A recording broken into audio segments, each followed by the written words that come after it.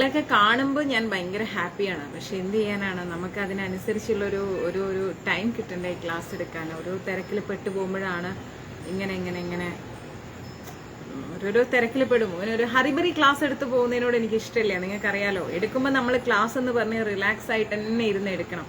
അതുകൊണ്ടാണ് ഞാനും പിന്നെ ഇങ്ങനെ വെയിറ്റ് ചെയ്ത് ഇങ്ങനെ ശരി സമാധാനമായിട്ട് എടുക്കാം എന്ന് ഓർത്തുകൊണ്ട് അങ്ങനെ ഞാൻ ക്ലാസ് എടുക്കുന്നത്. വിഷുവൊക്കെ ഓൾമോസ്റ്റ്. അച്ചു ലീലാമതിയജി, ഞാൻ അങ്ങനെ മറക്കുമോ? മറന്നില്ല കേട്ടോ. ബാക്ക്ഗ്രൗണ്ട് നമ്മുടെ ചെടി.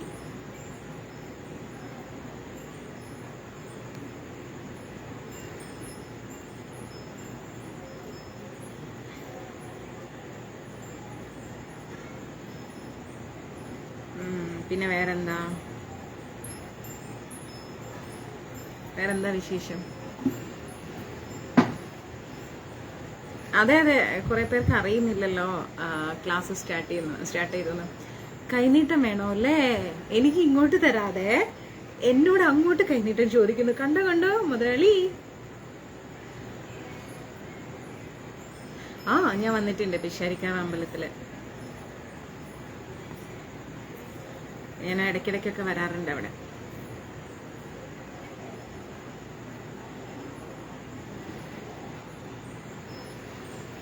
വേറെന്താ വിശേഷം? എല്ലാവരുടെ വിഷും ഹാപ്പിയാണോ? കഴിച്ചു.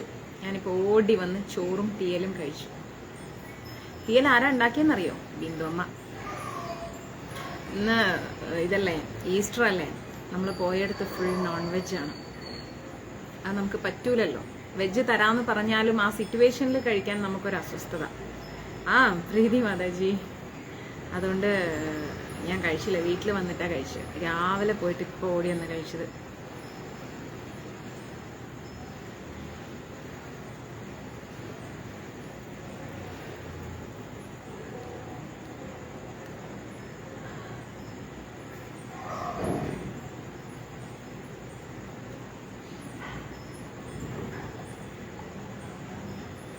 പിന്നെ വേറെ എല്ലാവരും സുഖമായിരിക്കുന്നോ? എല്ലാവരും ഹാപ്പിയാണോ? എല്ലാവരുടെയും കുറേ മെസ്സേജൊക്കെ നോക്കാനുണ്ട്. എല്ലാം നോക്കാം, എല്ലാത്തിനും മറുപടി തരാം. ഓക്കെ, എല്ലാവരും. വള ഞാൻ അയച്ചല്ലോ, നാളെ കിട്ടും അവിടെ. എനിക്ക് സൈസൊന്നും അറിയില്ല കേട്ടോ. കാരണം മാതാജിയെ ഞാൻ കണ്ടിട്ടുണ്ടെങ്കിലും എനിക്ക് സൈസ് അറിയില്ല. അപ്പോൾ ഞാൻ അന്ന് അണിയിച്ച വള എടുത്തിട്ട് ഒരു ബോക്സിലാക്കി പാക്ക് ചെയ്ത് അതിൽ കുറച്ച് വേസ്റ്റൊക്കെ സാപ്പിട്ടപ്പാ. ശരി അപ്പാ. വേസ്റ്റേജ് ഒക്കെ ഇങ്ങനെ പേപ്പർ വേസ്റ്റ് ഒക്കെ വെച്ച് ഫിക്സ് ചെയ്തിട്ട് ഞാൻ അയച്ചിട്ടുണ്ട്. നാളെ കിട്ടും. നാളെ ഒത്തിരി പേർക്ക് ഓക്കെപ്പാ, ഒത്തിരി പേർക്ക് ഏകാദശി ബുക്ക് കിട്ടും, ഭാഗവതം കിട്ടും, പിന്നെ രാധാറാണിയുടെ വള കിട്ടും, ഓൾമോസ്റ്റ് കോഫി പൗഡർ കിട്ടും. ഇന്നും കൂടി സൺഡേ ലീവല്ലേ, അപ്പം നാളെ നിങ്ങളുടെ എല്ലാവരുടെ വീടുകളിലും കിട്ടും. കാരണം എന്താ വെച്ചാൽ എനിക്ക് ഇങ്ങനെ ഇവിടെ മെസ്സേജ് വന്നിട്ടുണ്ട്, പലർക്കും സ്ഥലങ്ങളിൽ ഡെലിവറി ആയി എന്നും പറഞ്ഞിട്ട്.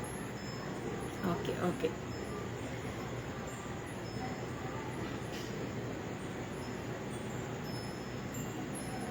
പിന്നെ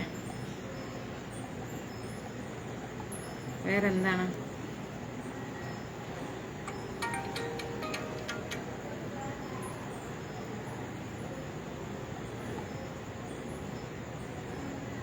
മാങ്ങ സത്യമായിട്ട് മുതലാളി, മാങ്ങ ഇല്ലേ പ്രാവശ്യം?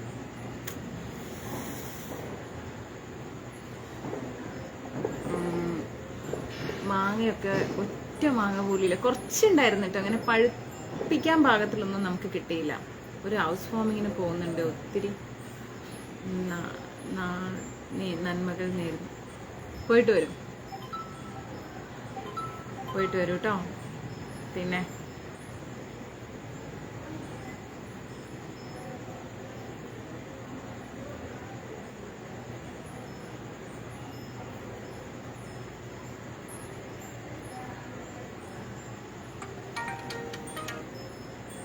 വേറെന്താണ്? സുഖം.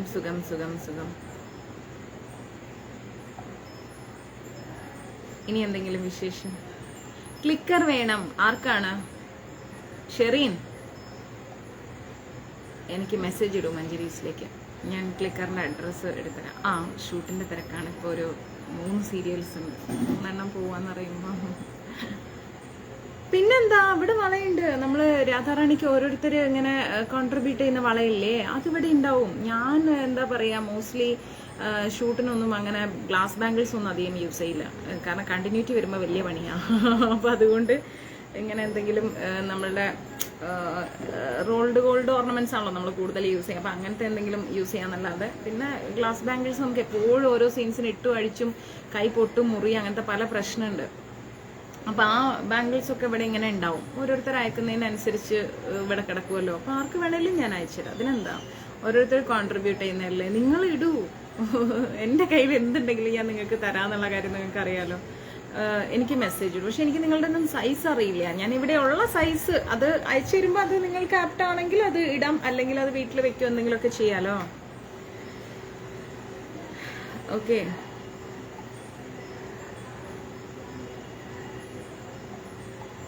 വേറെ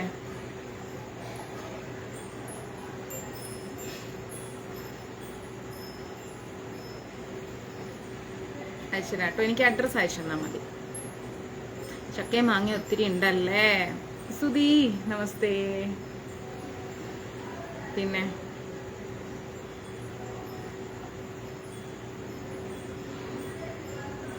വേറെന്താ, രാധേ രാധേ. അപ്പൊ നമുക്ക് ക്ലാസ് തുടങ്ങാം.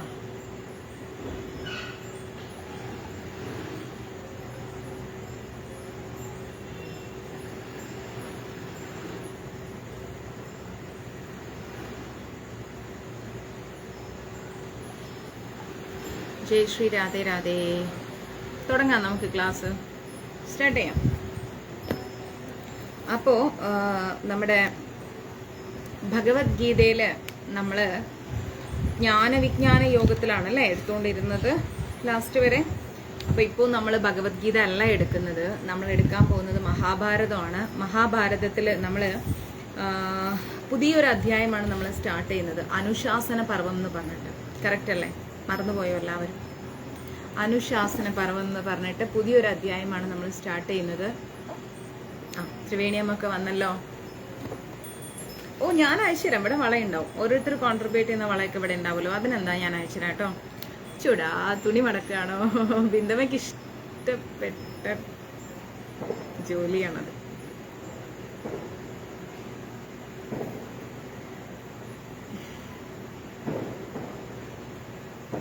അപ്പോൾ നമുക്ക് ക്ലാസ് സ്റ്റാർട്ട് ചെയ്യാം. നമ്മൾ മഹാഭാരതത്തിലെ പുതിയൊരു അധ്യായമാണ്, 13ാമത്തെ അധ്യായം, അനുശാസന പർവം എന്ന് പറഞ്ഞിട്ട്. അതിനു മുമ്പേ നമുക്ക് ഭഗവത്ഗീതയിൽ ഒരു ശ്ലോകം എടുത്തിട്ട് പോകാം. കാരണം കുറേ ദിവസങ്ങളായിട്ട് നമ്മൾ ഗീത എടുക്കുന്നില്ലല്ലോ. ഭഗവത്ഗീതയിൽ ജ്ഞാനവിജ്ഞാന യോഗത്തില് എന്താ പറയാ, 17ാമത്തെ ശ്ലോകം. 17ാമത്തെ ശ്ലോകം എന്ന് പറഞ്ഞു കഴിഞ്ഞാല് എന്താണ്? തേഷാം ജ്ഞാനി നിത്യയുക്ത ഏകപത്യർ വിശിഷ്യതേ പ്രിയോ ഹി ജ്ഞാനിതേ ത്വർത്തമഹം സമാ പ്രിയ എന്നാണ് പറയുന്നത്. അതായത് തേഷാം എന്നാൽ അവരിൽ വെച്ച് സദാ യോഗനിഷ്ഠനും സ്ഥിരഭക്തനും ആയിരിക്കുന്ന വിശിഷ്ടനാകുന്നു ഞാൻ. അതായത് എല്ലാവിധ ആളുകളിലും വെച്ചിട്ട്, എല്ലാവിധ ഈ ഭൂമിയിലുള്ള സമസ്ത ജീവജാലങ്ങളിലും വെച്ചിട്ട് ഏറ്റവും ടോപ്പസ്റ്റ് ആണ് ആര്? സുപ്രീം ലോർഡ് ആയിരിക്കുന്ന ലോർഡ് കൃഷ്ണ. അറിയാലോ ഭഗവാനെ. മെസ്സേജ് കാണുന്നുണ്ട്, നകുൽ കെ ഗോകുൽ മെസ്സേജ് കാണുന്നുണ്ട് കേട്ടോ. എല്ലാത്തിലും വെച്ചിട്ട് ഏറ്റവും ടോപ്പസ്റ്റ് ആണ് നമ്മുടെ ഭഗവാൻ. ഭഗവാനെ കവച്ചു വെച്ച് ഒന്നും തന്നെ ഇല്ല എന്നാണ് പറയുന്നത്. അതായത് ജ്ഞാനസഹിതമായിരിക്കുന്ന ശുദ്ധ ഭക്തിയുത സേവനത്തിന് നിരതനായിരിക്കുന്നവരാണ് ഇവരിൽ വെച്ച് ഞാൻ ഉത്തമൻ. അതായത് നമ്മൾ ഏറ്റവും കൂടുതൽ നമ്മൾ എത്രത്തോളം ഭഗവാനുമായിട്ട് നമ്മൾ അടുക്കുന്നോ, നമുക്ക് പ്രാർത്ഥനയിൽ വേണ്ടത് കോൺസെൻട്രേഷനാണ്. അതായത് ഒരു പ്രെയർ നമ്മൾ ചെയ്യുകയാണെങ്കിൽ അത് കോൺസെൻട്രേഷനായിട്ട് നല്ല ശ്രദ്ധയോടുകൂടി ചെയ്യണം. 1 മിനിറ്റാണ് നമ്മൾ പ്രാർത്ഥിക്കുന്നതെങ്കിലും ആ 1 മിനിറ്റ് നമ്മൾ ശ്രദ്ധയോട് പ്രാർത്ഥിക്കുമ്പോഴേ ആ പ്രാർത്ഥനയ്ക്ക് കംപ്ലീറ്റ് ആവുന്നുള്ളൂ. ചിലവർ ഞാൻ കണ്ടിട്ടുണ്ട് വിഷ്ണു സഹസ്രനാമവും ലളിത സഹസ്രനാമവും ജപിക്കാനിരിക്കും, ഇത് എപ്പോൾ കഴിയുമെന്ന് ആലോചിച്ചുകൊണ്ടാണ് അവരത് ജപിച്ച് തീർക്കുന്നത്. ഒരിക്കലും അത് പാടില്ല. ശ്രദ്ധയോടുകൂടി നമ്മൾ അത് കംപ്ലീറ്റ് ചെയ്യുകയാണെങ്കിൽ എന്താണ്, ചേട്ടൻ ശ്രദ്ധയോടുകൂടി നമ്മൾ അത് കംപ്ലീറ്റ് ചെയ്യുകയാണെങ്കിൽ അതിന് ഒരു പൂർണ്ണതയുണ്ട്. മനസ്സിലായില്ലേ? അപ്പോൾ നമ്മൾ എന്ത് ചെയ്യണം? ശ്രദ്ധയോടുകൂടി വേണം പ്രാർത്ഥനയിൽ നമ്മൾ ഇരിക്കാൻ വേണ്ടിയിട്ട്. അയാൾക്ക് ഞാൻ ഏറ്റവും പ്രിയപ്പെട്ടവനാണ്, അയാൾ എനിക്കും പ്രിയപ്പെട്ടവനാണ്. മനസ്സിലായില്ലേ? അമ്മുകുട്ടിക്ക് ക്ഷീണമാണ് കേട്ടോ. ഞാൻ കുറച്ച് ടയർഡാണ്, മെന്റലി ഫിസിക്കലി. മെന്റലി മീൻസ് എന്താ പറയാ, AC വർക്ക് ചെയ്യുന്നില്ല, അതിൻ്റെ ഒരു ഹോട്ട് ക്ലൈമാറ്റ്, അപ്പം അതെല്ലാം കൂടി ആയിട്ട് കുറച്ച് ഉറക്കം ശരിയാവുന്നില്ല. പിന്നെ ഷൂട്ട്, ട്രാവലിംഗ്, അതൊക്കെ കൂടിയുള്ള ഒരു ടയർഡ്നെസ്, വേറെ ഒന്നുമില്ല. അപ്പോൾ ദുഃഖിതർ, ജിജ്ഞാസുക്കൾ, ധ്യാനാർത്ഥികൾ, ജ്ഞാനികൾ എന്നിവര് ഭൗതിക അഭിലാഷങ്ങളായിരിക്കുന്ന മാലിന്യങ്ങളിൽ നിന്നും മോചിതരായാൽ അവർക്ക് ശുദ്ധ ഭക്തരാവാം എന്നാണ് പറയുന്നത്. അപ്പൊ നമ്മൾ ഈ മെറ്റീരിയലിസ്റ്റിക് വേൾഡിൽ വളരെയധികം അറ്റാച്ച്ഡ് ആണ്. ഈ മെറ്റീരിയലിസ്റ്റിക് വേൾഡിൽ നിന്ന് നമ്മൾ എപ്പോൾ പുറത്തു വരുന്നോ അപ്പോഴേ നമ്മുടെ ലൈഫിൽ ഒരു സമാധാനം ഉള്ളൂ എന്നാണ് ഭഗവാൻ പറയുന്നത്. മനസ്സിലായില്ലേ? ഇപ്പോൾ നമ്മൾ ആരെ തന്നെ എങ്ങനെ തന്നെ നമ്മൾ എന്താ പറയുക ഡിപ്പെൻഡ് ചെയ്യാൻ പോയി കഴിഞ്ഞാലും അവർക്ക് ഒരു പരിധിയുണ്ട് നമ്മളുടെ ലൈഫിൽ സപ്പോർട്ട് ചെയ്യുന്നതിന്. അത് ആരായാലും ശരി, നമ്മുടെ മക്കളായാലും ശരി. അപ്പോൾ ഭഗവാൻ പറയുന്നതെന്ന് വെച്ച് കഴിഞ്ഞാൽ ഏറ്റവും കൂടുതൽ നമ്മൾ ഭഗവാനുമായിട്ട് കോൺസെൻട്രേഷനോടുകൂടി, ശ്രദ്ധയോടുകൂടി ഒരു റിലേഷൻഷിപ്പ് മെയിൻറ്റെയിൻ ചെയ്യുകയാണെങ്കിൽ അത് തന്നെയായിരിക്കും ഏറ്റവും ഏറ്റവും പ്യൂറായിട്ടുള്ള ഒരു ബന്ധം എന്ന് പറയുന്നത്. അതർവൈസ് നമ്മുടെ ജീവിതത്തിൽ ആരുണ്ടെങ്കിലും, ഇപ്പം മക്കളുണ്ടെങ്കിലും ഹസ്ബൻഡ് ഉണ്ടെങ്കിലും ഫ്രണ്ട് ഉണ്ടെങ്കിലും ആര് നമ്മുടെ പാരൻസ് ഉണ്ടെങ്കിലും എല്ലാം നമുക്ക് എന്താണെന്ന് വെച്ച് കഴിഞ്ഞാൽ ലൈഫിൽ ഒരു കംപ്ലീറ്റ് ആയിട്ടിരിക്കുന്ന ഒരു സമാധാനം കിട്ടില്ല. കാരണം ഇവർക്കൊക്കെ നമ്മൾ എന്തെല്ലാം ചെയ്തു കൊടുത്താലും പരാതികൾ അവശേഷിക്കും. മനസ്സിലാവുന്നുണ്ടോ? ആർക്ക് എന്ത് ചെയ്തു കൊടുത്താലും പരാതികൾ അവശേഷിക്കും. അപ്പൊ ഈ പരാതികളിൽ നിന്ന് പുറത്തു വരാനുള്ള ഏറ്റവും നല്ല മാർഗം എന്ന് പറയുന്നത് ആരെയും സഹായിക്കേണ്ട എന്നുള്ളതല്ല. എല്ലാവരെയും സഹായിക്കണം, എല്ലാവരെയും സ്നേഹിക്കണം. പക്ഷേ നമ്മൾ എന്ത് ചെയ്യണം? എല്ലാവരിലും നിന്ന് ഒരു അകലം സൂക്ഷിച്ചിട്ട് ഭഗവാനുമായിട്ട് ഒരു ഏറ്റവും ഡീപ്പായിട്ടുള്ള ഒരു ബന്ധം നമ്മൾ സ്ഥാപിക്കണം. മനസ്സിലാവുന്നുണ്ടോ? അത്രയും വലിയൊരു ബന്ധം നമുക്ക് ഈ ലോകത്ത് ആരുമായിട്ട് നമുക്ക് സ്ഥാപിക്കാൻ കഴിയില്ല. കാരണം എന്താണ്? നമ്മൾ എത്ര തന്നെ ഭഗവാന്റെ അടുത്തേക്ക് പോയാലും, എത്ര തന്നെ പോയില്ലെങ്കിലും അദ്ദേഹം നമ്മളെ മറക്കില്ല, അദ്ദേഹം നമ്മളെ കൈവിടില്ല. ഏതൊരു അത്യാഹിത ഘട്ടത്തിലും നമ്മൾ ഭഗവാനെ കൃഷ്ണ, ഗുരുവായൂരപ്പ എന്ന് നമ്മൾ മനസ്സറിഞ്ഞ് വിളിച്ചു പോകും. വിളിക്കാൻ നമ്മൾ ചിന്തിക്കുന്നതിൻ്റെയും എത്രയോ മണിക്കൂറുകൾക്ക് മുൻപേ അദ്ദേഹം നമ്മൾക്ക് സമീപസ്ഥനാണ് എന്നുള്ളതാണ് ഏറ്റവും വലിയ കാര്യം. മനസ്സിലാവുന്നുണ്ടോ? വിളിക്കണം എന്ന് നമ്മൾ എന്താ പറയാ, നമ്മൾ മനസ്സിൽ ചിന്തിക്കുന്നതിനേക്കാൾ മുൻപേ ഭഗവാൻ നമുക്ക് സമീപസ്ഥനാണ്. തീർച്ചയായും കുടജാത്രയിൽ ഇനിയും പോകണം നമുക്ക് ചേട്ടാ. അപ്പോൾ നമുക്ക് അനുശാസന പർവ്വത്തിലേക്ക് പോകാം. കർമ്മമാണ് ലോകത്തെ നിയന്ത്രിക്കുന്നത് എന്ന് പറയാൻ കാരണം എന്താണ്? നമ്മൾ ഓരോരുത്തരും ചെയ്യുന്ന പ്രവൃത്തികളാണ് ഈ ലോകത്തിൽ നമ്മളെ മുന്നോട്ട് കൊണ്ടുപോകുന്നത്, അല്ലെ? നല്ല പ്രവൃത്തികൾ ചെയ്തു കഴിഞ്ഞാൽ എന്താ ഉണ്ടാവുക? നമുക്ക് നന്മയുണ്ടാവും. പക്ഷെ ഒന്ന് ശ്രദ്ധിക്കുക, കലിയുഗത്തിൽ എത്ര നന്മ ചെയ്യുന്നുവോ അത്രത്തോളം അവർ കല്ലെറിയപ്പെടും. സംശയമില്ലാത്ത കാര്യമാണ്. മനസ്സിലാവുന്നുണ്ടോ? ഉറപ്പായിട്ടും സുധീച്ചിരിക്കാതെ. അപ്പോൾ ഉറപ്പായിട്ടും നമുക്ക് എന്താ പറ്റുകയെന്ന് വെച്ച് കഴിഞ്ഞാൽ നമ്മൾ എന്തോരം നന്മ ചെയ്താലും ഈ ലോകത്തിൽ നമുക്ക് തിന്മകൾ കിട്ടും. കാരണം ഇത് എന്താണ്? നിങ്ങളുടെ ആരുടെയും കുറ്റമല്ല, എന്റെയും കുറ്റമല്ല, കാലത്തിന്റെ കുറ്റമാണ്, കാലത്തിന്റെ കുഴപ്പമാണ്. മനസ്സിലായില്ലേ? കാലത്തിന്റെ കുഴപ്പം മാത്രമാണ്. അപ്പൊ നമ്മൾ മനസ്സിലാക്കേണ്ടത് ഇത് കലിയുഗമാണ്. ഈ കലിയുഗത്തിൽ നമുക്ക് ഏറ്റവും അടുപ്പം ഭഗവാനുമായിട്ടാണ് വേണ്ടതെന്ന് മനസ്സിലാക്കുക. ധർമ്മപുത്രർ തന്റെ വിഷമാവസ്ഥയെ പറ്റി ഭീഷ്മ പിതാമഹനോട് പറയുകയാണ്, അല്ലെ? ധർമ്മപുത്രൻ ഒരുപാട് വിഷമിച്ചു, പല കാരണങ്ങൾ കൊണ്ട്. അദ്ദേഹം ഒരുപാട് സ്നേഹിച്ച സഹോദരന്മാരിൽ നിന്ന് തന്നെയാണ് ഒരുപാട് പ്രയാസങ്ങൾ ഉണ്ടായിരിക്കുന്നത്, ഒത്തിരി പ്രയാസങ്ങൾ ഉണ്ടായിരിക്കുന്നത്. അപ്പൊ ആ പ്രയാസങ്ങളെല്ലാം തന്നെ അദ്ദേഹം എല്ലാ നന്മയുള്ള പ്രവൃത്തികളും ചെയ്തിട്ടും ധർമ്മത്തെ മാത്രം മുറുകെ പിടിച്ചിട്ടും അവസാനം എന്താ ഉണ്ടാവുന്നത്? മഹാഭാരത യുദ്ധത്തില് എന്താ സംഭവിക്കുന്നത്? ഒരുപാട് വലിയ പ്രശ്നങ്ങളാണ് അദ്ദേഹം നേരിടുന്നത്. അതിലുപരി അദ്ദേഹത്തിന് സഹിക്കാൻ പറ്റാത്ത അപരാധങ്ങളും ചീത്തപ്പേരുകളും, എന്താ പറയാ, അവസാനം ഈ നമ്മുടെ കുരുവംശത്തെ മുഴുവൻ നശിപ്പിച്ചിട്ട് എന്ത് നേടി എന്നുള്ളതാണ് ഇവിടെ ചോദ്യം ചെയ്യപ്പെടുന്നത്. ധർമ്മപുത്രർ എന്നുള്ള പേര് പോലും അദ്ദേഹത്തിന് കിട്ടിയത് എന്തുകൊണ്ടാണ്? ധർമ്മം മുറുകെ പിടിച്ചതുകൊണ്ടാണ്. എന്നിട്ടും അദ്ദേഹം അനുഭവിക്കുന്നത് എന്താണ്? എല്ലാവിധ പ്രയാസങ്ങളാണ് അനുഭവിച്ചുകൊണ്ടിരിക്കുന്നത്. അപ്പൊ ആ പ്രയാസങ്ങൾക്കെല്ലാം കാരണം എന്താണ് എന്നുള്ളതാണ് നമ്മുടെ ഭീഷ്മ പിതാമഹനോട് അദ്ദേഹം ചോദിച്ചുകൊണ്ടിരിക്കുന്നത്. അപ്പോ എല്ലാ വിഷമങ്ങളും ഇവിടെ ഭീഷ്മ പിതാമഹനോട് അദ്ദേഹം പറയുകയാണ്. മനസ്സിലാവുന്നുണ്ടല്ലോ? എല്ലാ വിഷമങ്ങളും പറയാണ്. എന്നിട്ട് തീർച്ചയായിട്ടും പ്രഭു, അപ്പോ അലയോ പിതാമഹ, അങ്ങ് പല വിധത്തിലുള്ള ധർമ്മങ്ങളെ പറ്റിയും വിസ്തരിച്ചു തന്നു, അല്ലെ?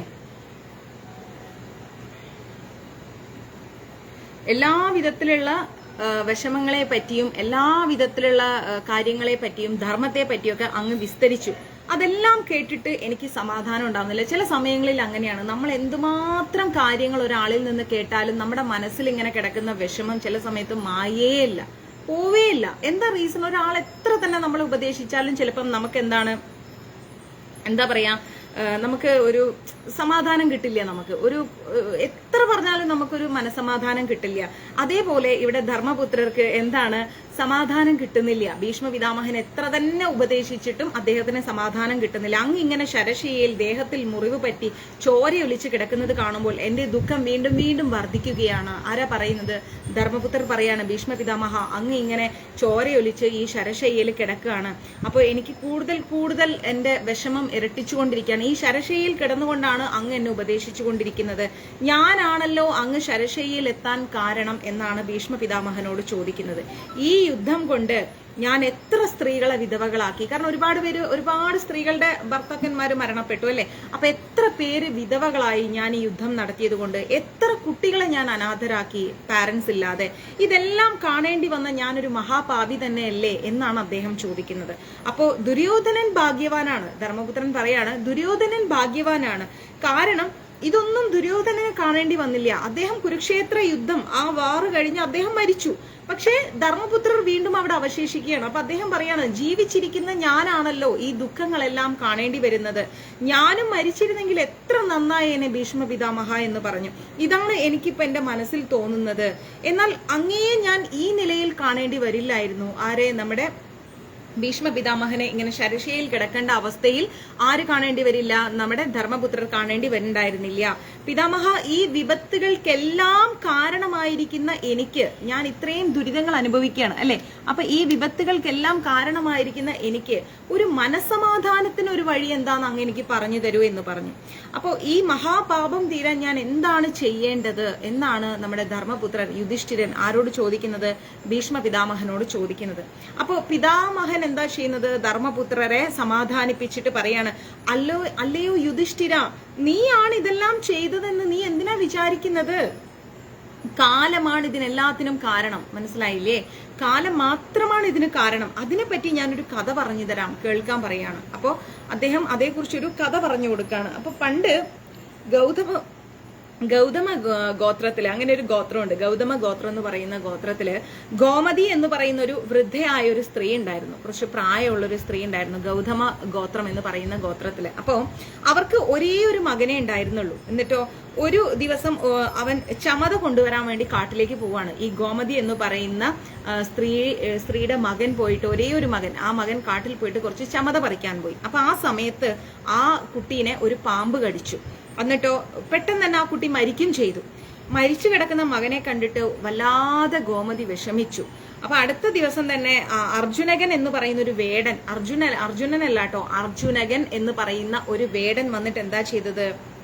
കുട്ടിയെ കടിച്ച പാമ്പിനെ ഒരു നല്ല ബലമുള്ള ഒരു ചരട് കൊണ്ട് കെട്ടി ആ അമ്മയുടെ അടുത്തേക്ക് കൊണ്ടുവന്നു. ഇദ്ദേഹം പോയിട്ട് ആ പാമ്പിനെ കണ്ടെത്തിയിട്ട് ആ പാമ്പിനെ അങ്ങ് കെട്ടിയിട്ട് ഈ ഗോമതി എന്ന് പറയുന്ന വൃദ്ധ സ്ത്രീയുടെ അടുത്ത് കൊണ്ടുവന്നു.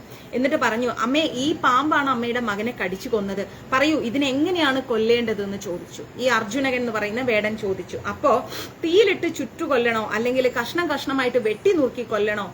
ഇനി ഇവൻ ജീവിച്ചിരിക്കാൻ പാടില്ല. അമ്മയുടെ അതേ ആകെയുള്ള ആ ഒരു മകനെ ഇത്രത്തോളം ചെയ്ത് അവൻ കടിച്ചു കൊന്നില്ല. അപ്പൊ ഇനി അവൻ എന്താ ഞാൻ ചെയ്യേണ്ടതെന്ന് ചോദിച്ചു.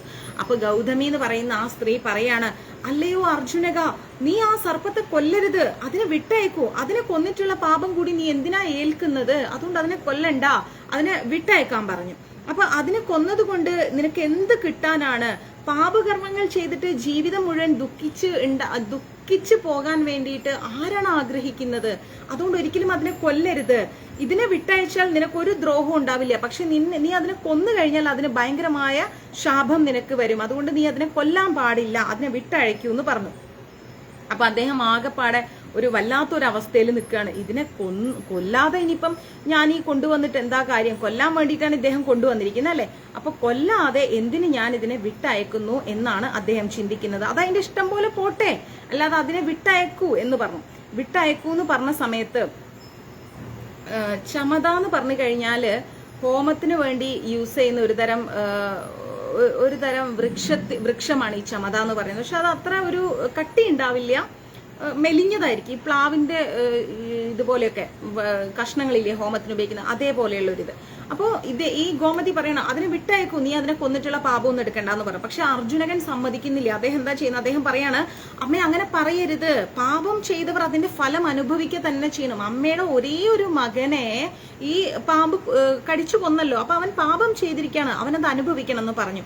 ഇവനാണ് അമ്മയുടെ കുഞ്ഞിനെ കൊന്നത്, വിഷമേൽപ്പിച്ചാണ് കൊന്നിരിക്കുന്നത്. സ്വതന്ത്രമായി വിട്ടുകഴിഞ്ഞാൽ അവൻ ഇനിയും ആളുകളെല്ലാം ഇതുപോലെ കടിച്ചു കൊല്ലും. അതുകൊണ്ട് ഇവനെ കൊല്ലുക തന്നെ ചെയ്യണം. സ്വർഗ നരകങ്ങളെ പറ്റിയൊക്കെ ചിന്തിക്കുന്നത് അന്ധവിശ്വാസികളാണ്. സ്വർഗവും നരകവും ഒന്നും ഇല്ല അമ്മേ. ലോകത്തിന്റെ നന്മയ്ക്ക് വേണ്ടിയിട്ട് വധ്യനായി ഇവനെ ജീവനോടെ വിട്ടയക്കുന്നത് ശരിയല്ല, ഇവനെ കൊന്നേ പറ്റൂ എന്ന് പറഞ്ഞു. അത് ലോകത്തിന് ദോഷം ചെയ്യും, വധിക്കുക തന്നെ ചെയ്യണം, അതാണ് ധർമ്മം എന്ന് പറഞ്ഞു. എന്നിട്ടും ഈ ഗോമതി എന്ന് പറയുന്ന അമ്മയ്ക്ക് എന്താ തോന്നുന്നത്? ഒരിക്കലും അത് ചെയ്യാൻ പാടില്ല, അങ്ങനെ ചെയ്യുന്നത് തെറ്റാണെന്ന്. പക്ഷെ ഗോമതി അല്ല, ഗൗതമി. അപ്പൊ ഗൗതമി അമ്മ എന്താ പറയുന്നത്? അല്ലയോ വേട, നീ പറയുന്നത് ശരിയല്ല. എന്റെ മകന്റെ മരണം എന്ന് പറയുന്നത് വിധിയാണ്, അത് മുൻകൂട്ടി നിശ്ചയിക്കപ്പെട്ടിട്ടുള്ള കാര്യമാണ്, മനസ്സിലായില്ലേ? അതിൽ ഞാൻ ദുഃഖിക്കുന്നില്ല. ഈ സർപ്പമാണ് കൊന്നത് എന്നും ഞാൻ വിചാരിക്കുന്നില്ല. സർപ്പം അതിനൊരു കാരണമായി തീർന്നിരിക്കുകയാണ്. അതുകൊണ്ട് സർപ്പത്തിനോട് ദേഷ്യം കാണിച്ചിട്ട് എന്താ കാര്യം? ക്ഷമ കാണിച്ചിട്ട് അതിനെ വിട്ടയക്കൂ. അല്ലാതെ നീ അതിനെ കൊന്ന് അതിന്റെ പാപം ഏറ്റെടുത്ത് ഇനിയും അത് ആളുകളെ കൊല്ലും എന്നൊന്നും പറഞ്ഞിട്ട് കാര്യമില്ല, നീ അതിനെ വിട്ടയക്കൂ എന്ന് പറഞ്ഞു. അപ്പൊ അർജുനകൻ എന്താ ചെയ്യുന്നത്? വീണ്ടും വീണ്ടും പല യുക്തിവാദങ്ങളും പറഞ്ഞു നോക്കുകയാണ്. എന്ത് പറഞ്ഞിട്ടും ഈ ഗൗതമി എന്ന് പറയുന്ന വൃദ്ധയായ സ്ത്രീ ആ പാമ്പിനെ ദ്രോഹിക്കാൻ ഒരിക്കലും ആ ഗൗതമി എന്താ ചെയ്യുന്നത്? സമ്മതിക്കുന്നില്ല, ഒട്ടും സമ്മതിക്കുന്നില്ല. അർജുനകൻ ഒരുപാട് വാദിക്കുന്നതിനനുസരിച്ച് ഗൗതമി എന്ന് പറയുന്ന അമ്മ വീണ്ടും വീണ്ടും തിരിച്ചു വാദിക്കുകയാണ്. അങ്ങനെ ഈ പാമ്പാണെങ്കിലോ ആ കെട്ടിവെച്ച ആ കെട്ടിൽ ഇങ്ങനെ വിഷമിച്ചിങ്ങനെ കിടക്കുകയാണ്. അപ്പൊ ഒരു മനുഷ്യൻ സംസാരിക്കുന്നത് പോലെ ഈ പാമ്പ് പറഞ്ഞു, അല്ലയോ ലുബ്ധക, ഞാൻ ഇതിൽ തെറ്റുകാരനല്ല. പാമ്പ് പറയാണ്, ഒരു മനുഷ്യൻ സംസാരിക്കുന്നത് പോലെ, ഞാൻ ഇതിൽ തെറ്റുകാരനല്ല. മൃത്യുവിന്റെ പ്രേരണ കൊണ്ടാണ് ഞാൻ ആ കുട്ടിയെ കടിച്ചത്. അതായത് മരണം എന്നോട് പറയാണ് ആ കുട്ടിയെ കടിക്കൂ എന്ന് പറയാണ്. ആ പ്രേരണ കൊണ്ടാണ് ഞാൻ കടിച്ചത്. എന്തെങ്കിലും ഒരു കാര്യലാഭത്തിന് വേണ്ടിയിട്ടോ ദേഷ്യം കൊണ്ടോ ഞാൻ ആ കുട്ടിയെ ഉപദ്രവിച്ചിട്ടില്ല. എനിക്ക് ആ കുട്ടിയോട് എന്ത് വ്യക്തി വൈരാഗ്യം? മൃത്യുവിന്റെ ആജ്ഞ അനുസരിക്കുക എന്നുള്ളത് എന്റെ ദൗത്യമാണ്, ഞാൻ അതാണ് ചെയ്തിരിക്കുന്നത്. നീ വല്ല ദോഷവും കാണുന്നുണ്ടെങ്കിൽ അത് മൃത്യുവിനാണ്, മനസ്സിലായില്ല? അല്ലാതെ എനിക്കല്ല ദോഷം വരുന്നത്. എനിക്കതിൽ യാതൊരു ഉത്തരവാദിത്വവും ഇല്ല, ഞാനൊരു ഉപകരണം മാത്രമാണ് എന്ന് പറഞ്ഞു. എന്നിട്ടും നമ്മുടെ അർജുനകൻ എന്ന് പറയുന്ന വേടൻ സമ്മതിക്കുന്നില്ല. അദ്ദേഹം പറയാണ്, അന്യരുടെ പ്രേരണയ്ക്ക് വശംവദനായിട്ട് നീ തെറ്റ് ചെയ്താലും അതിൽ നിന്ന് നീ ഒഴിവാവുന്നില്ല. നീ പറഞ്ഞല്ലോ മൃത്യുവിന്റെ പ്രേരണ കൊണ്ടാണ് നീ ഇതെല്ലാം ചെയ്തതെന്ന്. അപ്പൊ മൃത്യു അന്യനാണ്, അവന്റെ പ്രേരണയിൽ നീ എന്തിനാണ് ഇത് ചെയ്തത്? അപ്പൊ അത് നീ ചെയ്തത് ശരിയല്ല, നീയും അതിൽ പങ്കാളി തന്നെയാണ്. നീ കടിച്ചിട്ടാണ് ആ കുട്ടി മരിച്ചത്, അതെന്താ നീ മനസ്സിലാക്കാത്തത്? അതുകൊണ്ട് നിന്നെ കൊല്ലുക തന്നെ ചെയ്യണം എന്ന് പറഞ്ഞു. അർജുനൻ പറഞ്ഞു, നിന്നെ കൊല്ലുക തന്നെ ചെയ്യണം, നിന്നെ വെറുതെ വിടാൻ പറ്റില്ല എന്ന് പറഞ്ഞു. വീണ്ടും അപ്പൊ സർപ്പം വാദിക്കുകയാണ്. എന്താ വാദിക്കുന്നത്? എന്നെ ശിക്ഷിക്കുകയാണെങ്കിൽ എന്നെ ഉപകരണമാക്കിയ മൃത്യുവിന് കുറ്റമൊന്നുമില്ലേ? നീ എന്നെ ശിക്ഷിക്കുന്നുണ്ടല്ലോ, അപ്പൊ മൃത്യുവല്ലേ എന്നോട് പറഞ്ഞത് ആ കുട്ടിയെ കടിക്കൂന്ന്? അപ്പൊ ആ മൃത്യുവിന് യാതൊരുവിധ ശിക്ഷയും ഇല്ലേ? കരിയില കാറ്റിനാണ് ഇളകിക്കൊണ്ടിരിക്കുന്നത് അല്ലെ? അപ്പൊ ആ കാറ്റല്ലേ കാരണക്കാരൻ, കരിയില തനിയെ ഇളകില്ലല്ലോ. അതുപോലെ മൃത്യു വന്ന് എന്നോട് പറഞ്ഞത് എന്താ? ആ കുട്ടിയെ കടിക്കൂ എന്ന് പറഞ്ഞു, ഞാൻ കടിച്ചു. അപ്പൊ മൃത്യുവാണ് കാരണക്കാരൻ, ഞാനല്ല. ഒരു യാഗം ചെയ്യുമ്പോൾ അതിന്റെ ഫലം ഋത്വിക്കിനാണോ കിട്ടുന്നത്, അത് ചെയ്യുന്ന രാജാവിനാണോ കിട്ടുന്നത്? അത് ആലോചിച്ചു നോക്കൂ. അതുകൊണ്ട് ഇതിൽ ഞാനല്ല കുറ്റക്കാരൻ, മൃത്യുവാണ് കുറ്റക്കാരൻ എന്ന് പറഞ്ഞു. ഇങ്ങനെ അവര് വാദിച്ചുകൊണ്ടേയിരിക്കുകയാണ്. ആര്? സർപ്പവും ഈ അർജുനകൻ എന്ന് പറയുന്ന വേടനും. ഇത് കണ്ടുകൊണ്ട് നമ്മുടെ ഗൗതമി എന്ന് പറയുന്ന അമ്മയും നിൽക്കുന്നുണ്ട്. അവിടേക്ക് ആര് വരുന്നു? മൃത്യുദേവൻ സ്വയം പ്രത്യക്ഷപ്പെട്ടിട്ട് പറയാണ്, അല്ലയോ സർപ്പമേ, കുട്ടിയെ കടിക്കുവാൻ ഞാൻ നിന്നെ പ്രേരിപ്പിച്ചത് എന്റെ ഇഷ്ടപ്രകാരമാണോ? നീ പറഞ്ഞു ഞാൻ പ്രേരിപ്പിച്ചിട്ടാണ് നീ കുട്ടിയെ കടിച്ചതെന്ന്. എന്റെ ഇഷ്ടപ്രകാരമാണോ നീ കുട്ടിയെ കടിച്ചത്? ഞാൻ നിന്നെ പ്രേരിപ്പിച്ചു എന്ന് പറഞ്ഞിട്ട് അത് എന്റെ ഇഷ്ടപ്രകാരമല്ല, മനസ്സിലായില്ലേ? ഞാൻ കാലത്തിന് അധീനനാണ്, കാലത്തിനനുസരിച്ചാണ് ഞാൻ പ്രവർത്തിക്കുന്നത്. ആ കാലമാണ് എല്ലാത്തിനും കാരണം, അല്ലാതെ ഞാനല്ല. കാലമാണ് ഈ കുട്ടിയുടെ മരണം നിശ്ചയിച്ചു വെച്ചിരിക്കുന്നത്. കാലത്തിന് അതീതമായിട്ടാണ് ഈ ലോകത്തെല്ലാം സംഭവിക്കുന്നത്. അതുകൊണ്ട് ഞാനോ നീയോ കുറ്റക്കാരനല്ല. ഇതാര് പറയുന്നു? മൃത്യുദേവൻ വന്ന് പറയാണ്. ലോകത്തിലുള്ള എല്ലാ പ്രവൃത്തികളിലും നിവൃത്തികളിലും വികൃതികളും എല്ലാം ചെയ്യിക്കുന്നത് ആരാണ്? കാലമാണ്, അല്ലാണ്ട് ഞാനോ നീയോ ഒന്നും അല്ല. അതറിയുന്ന നീ എന്താണ് എന്നെ കുറ്റക്കാരനാണ് ഞാൻ എന്നിങ്ങനെ പറഞ്ഞുകൊണ്ടിരിക്കുന്നത്? ഞാനും കുറെ സമയം കേട്ടുകൊണ്ടിരിക്കുന്നു, നീ എന്നെ കുറ്റം ചെയ്യുന്നു, ഞാനാണ് കുറ്റക്കാരൻ എന്ന് പറഞ്ഞുകൊണ്ടിരിക്കുന്നു. ഞാനല്ല കുറ്റക്കാരൻ, കാലമാണ് ചെയ്യിക്കുന്നത്. ഞാൻ കുറ്റക്കാരനാണെങ്കിൽ പിന്നെ നീ എങ്ങനെയാണ് അപരാധിയാവുന്നത്? ഞാൻ പറഞ്ഞ നീ ഉടനെ കയറി കടിക്കുവോ? അപ്പൊ നീയോ ഞാനോ അല്ല ഇവിടെ കുറ്റക്കാരൻ. ഇങ്ങനെ മൃത്യു നിരപരാധിയാണെന്ന് മൃത്യുവും വാദിക്കാൻ തുടങ്ങി. അത് കേട്ടപ്പോ നമ്മുടെ സർപ്പം അർജുനകനോട് പറയാണ്, അല്ലയോ ലുബ്ധക, മൃത്യു പറഞ്ഞത് നീ കേട്ടില്ലേ? ഞങ്ങൾ രണ്ടുപേരും സ്വതന്ത്രരല്ല, മനസ്സിലായില്ലേ? കാലത്തെ ആശ്രയിച്ച് ജീവിക്കുന്ന ഞങ്ങൾ കാലത്തിന്റെ പണി ചെയ്യുന്നു എന്ന് മാത്രം. കാലം എന്താണോ പറയുന്നത് അത് ചെയ്യുന്നേ ഉള്ളൂ, അല്ലാതെ ഞങ്ങൾ ഞങ്ങളുടെ ഇഷ്ടത്തിന് ഒന്നും ചെയ്യുന്നില്ല. അതുകൊണ്ട് എന്നെ വിഷമിപ്പിക്കാതെ അർജുനക, എന്നെ വിട്ടയക്കൂ, എന്നെ ഇങ്ങനെ പിടിച്ചു വെക്കല്ലേ. മൃത്യുവും അത് തന്നെ പറഞ്ഞു, ഞാനും ഒന്നും ആരെയും ചെയ്യുന്നില്ല, കാലം പറയുന്നു, ഞാൻ ചെയ്യുന്നു. അങ്ങനെ വാദിച്ചുകൊണ്ട് നിൽക്കേ അവിടേക്ക് ആര് വരുന്നു? കാലം ഒരു രൂപമെടുത്ത് വരികയാണ്. മൃത്യുദേവൻ പറഞ്ഞു കഴിഞ്ഞു. അതിനുശേഷം അവിടേക്ക് ആരാ വരുന്നത്?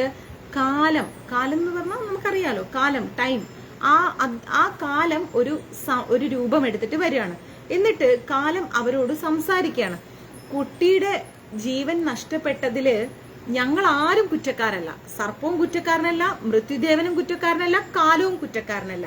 ഞങ്ങൾ എല്ലാവരും ഓരോരുത്തരുടെ കർമ്മ ചോദന അനുസരിച്ച് പ്രവർത്തിക്കുന്നവരാണ്. ഓരോരുത്തർക്കും ഓരോ കർമ്മമുണ്ട്. ആ കർമ്മത്തിനനുസരിച്ച് പ്രവർത്തിക്കുന്നവരാണ് ഞങ്ങൾ എല്ലാവരും. കുട്ടിയുടെ മരണത്തിന് കാരണം അവന്റെ കർമ്മം എന്നല്ലാതെ മറ്റൊന്നും അല്ലാതെ നീ മനസ്സിലാക്കും. നോട്ടിഫിക്കേഷൻ വന്നില്ല, ഒന്നുകൂടെ ഫോളോ ബട്ടൺ പ്രസ് ചെയ്തിട്ട് അൺഫോളോ ചെയ്യുക, വീണ്ടും ഫോളോ ചെയ്യും, അപ്പൊ അത് ശരിയാവും കേട്ടോ. അപ്പൊ പറയാണ്, അല്ലാതെ ഞങ്ങൾ ആരും കുറ്റക്കാരല്ല. ആ കുട്ടിയുടെ കർമ്മമാണ് അതിന്, ഓൾമോസ്റ്റ് ആ കുട്ടിയുടെ കർമ്മമാണ് എല്ലാത്തിനും കാരണം. അവന്റെ കർമ്മം മൂലം അവന് കുറച്ചേ ആയുസുള്ളൂ, അല്പായുസായിപ്പോയി. അവൻ അങ്ങനെയുള്ള കുറെ കർമ്മങ്ങൾ ചെയ്തിട്ടുണ്ട്. പൂർവ്വജന്മാർജിത കർമ്മഫലമാണ് ഈ ജന്മത്തിൽ അനുഭവിക്കുന്നത്. മനസ്സിലായില്ലേ? പൂർവ്വജന്മത്തിൽ നമ്മൾ എന്ത് ചെയ്തോ അതാണ് നമ്മൾ ഈ ജന്മത്തെ അനുഭവിക്കുന്നത്. നമ്മൾ പറയില്ലേ കർമ്മ വരും, കർമ്മ അനുഭവിക്കുന്നു പറഞ്ഞില്ലേ? Happy Easter. അപ്പോ പൂർവ്വജന്മ കർമ്മഫലമാണ് ആ കുട്ടി ഇവിടെ അനുഭവിക്കുന്നത്. ആ കർമ്മമാണ് എല്ലാ സങ്കടങ്ങൾക്കും കാരണമായിരിക്കുന്നത്. കർമ്മത്തിന്റെ ഫലം അനുസരിച്ച് എല്ലാം നടന്നുകൊണ്ടിരിക്കുന്നു. അതുകൊണ്ട് ഞാനോ മൃത്യുവോ അല്ലെങ്കിൽ സർപ്പമോ ഒന്നുമല്ല ആ കുട്ടിയെ കൊന്നത്, അവന്റെ കർമ്മം മാത്രമാണ് അവനെ കൊന്നിരിക്കുന്നത്. അതുകൊണ്ട് അവന്റെ മരണത്തിന് കാരണം എന്തെന്നുള്ളത് നീ മനസ്സിലാക്കൂ അർജുനക. ഇവിടെ സർപ്പം കാരണമല്ല, മൃത്യു കാരണമല്ല, കാലം കാരണമല്ല, ആരുമല്ല. അവൻ എന്ത് ചെയ്തോ അതാണ് അവന് കാരണമായി ഭവിച്ചിരിക്കുന്നത്. അതുകൊണ്ട് ഞങ്ങളെയൊക്കെ നീ സ്വതന്ത്രമായി വിടൂ അർജുനക എന്ന് പറഞ്ഞു. ആ സമയത്ത് അത് കേട്ടിട്ട് ഗൗതമിയും അത് അനുവദിച്ചു. ഗൗതമി എന്താ പറയുന്നത്?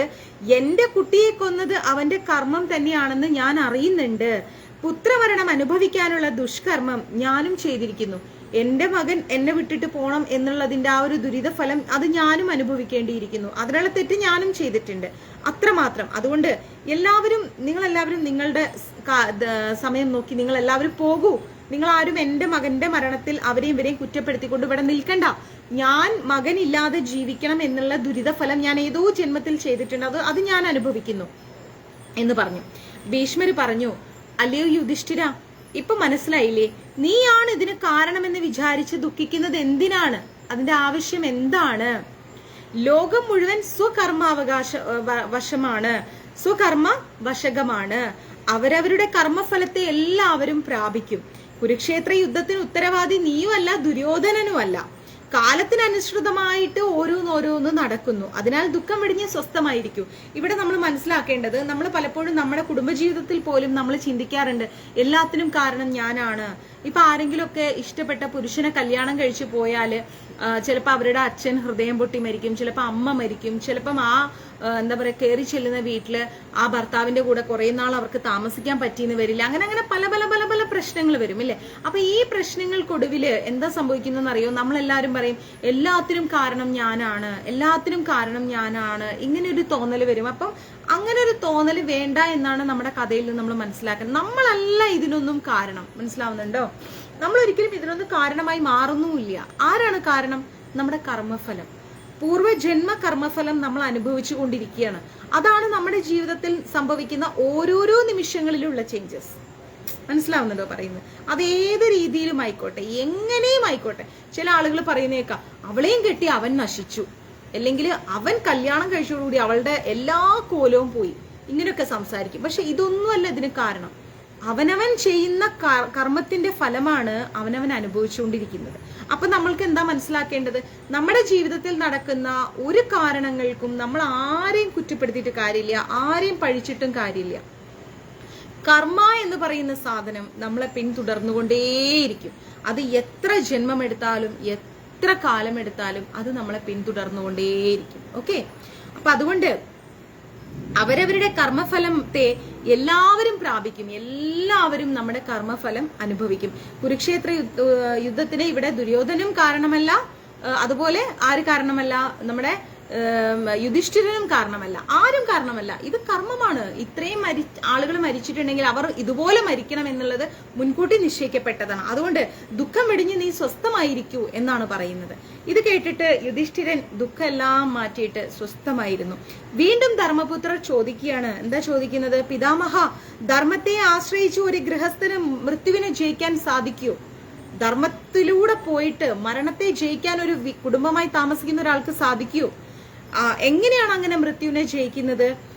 അതുകൂടി എനിക്കൊന്ന് പറഞ്ഞു തരൂ, എനിക്ക് അതും കൂടി അറിഞ്ഞ സമാധാനം എന്ന് പറഞ്ഞു.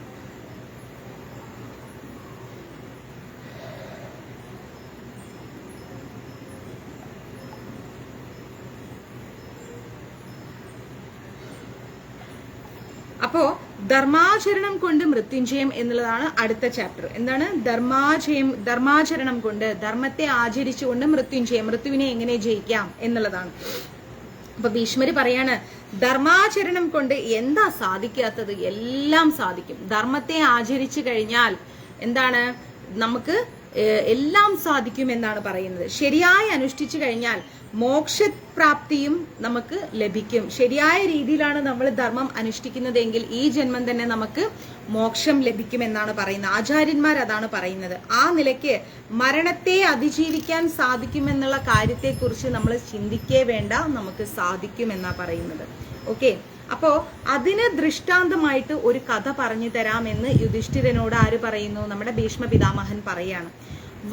വൈവസ്വത മനുവിന്റെ വംശത്തിൽ, വൈവസ്വത മനുവിനെ അറിയല്ലോ, അദ്ദേഹത്തിന്റെ വംശത്തില് ഉണ്ടായ ധർമ്മനിഷ്ഠരായിരിക്കുന്ന യശസ്വികളായിരിക്കുന്ന രാജാക്കന്മാരിൽ ഒരു രാജാവായിരുന്നു ദുര്യോധന രാജാവ്. മനസ്സിലായില്ലേ? ഒരു രാജാവായിരുന്നു ദുര്യോധന രാജാവ്. ഒരിക്കലും ഒഴിയാത്ത ഭണ്ഡാരവും അജയ്യനായിരിക്കുന്ന സൈന്യശക്തിയും തടസ്സമില്ലാത്ത ആജ്ഞാശക്തിയും ആർക്കുണ്ടായിരുന്നു? ഈ ദുര്യോധന രാജാവിനുണ്ടായിരുന്നു. അപ്പൊ അദ്ദേഹത്തിന് എല്ലാവിധ ആജ്ഞാശക്തി ഉണ്ടായിരുന്നു. ഒരിക്കലും അദ്ദേഹത്തിന് ഇളക്കല്ലേ, ഒരിക്കലും അദ്ദേഹത്തിന് എന്താണ്, ഒരിക്കലും നിലയ്ക്കാത്ത സമ്പത്ത് ഉണ്ടായിരുന്നു. ഒരുപാട് സമ്പത്ത് ഉണ്ടായിരുന്നു അദ്ദേഹത്തിന്. ആജ്ഞാശക്തി ഉണ്ടായിരുന്നു, നല്ല സൈന്യശക്തി ഉണ്ടായിരുന്നു. ദേവന്മാർക്കു കൂടി വളരെ സമ്മതനായിരിക്കുന്ന അദ്ദേഹം ഒരിക്കല് പുണ്യതീർത്ഥമായിരിക്കുന്ന നർമ്മദാ നദിയുടെ അതിദേവതയായ നർമ്മദാ ദേവിയെ കണ്ടു. ഒരിക്കൽ അദ്ദേഹം നർമ്മദാ നദിക്ക് ബിന്ദമ്മ ഒരു കൊതുകുരി കത്തിച്ചു ഇവിടെ. അദ്ദേഹം എന്താ ചെയ്യുന്നത്? ഒരിക്കല് നർമ്മദാ നദിയുടെ അധിപതിയായ നർമ്മദാ ദേവിയെ കണ്ടു. അദ്ദേഹത്തിന്റെ സൗന്ദര്യവും തേജസ്സും മുക്തമായിരിക്കുന്ന നർമ്മദാ ദേവി അദ്ദേഹത്തില് അനുരക്തയായി തീർന്നു. നർമ്മദാ ദേവിക്ക് ഈ ദുര്യോധന രാജാവിനോട്, ചേച്ചിയെ വിളിച്ചിട്ട് കൊടുക്കുക, ഈ എന്താ പറയാ, നർമ്മദാ ദേവിക്ക് ദുര്യോധന രാജാവിനോട് ഭയങ്കര ഒരു ഇഷ്ടം തോന്നി.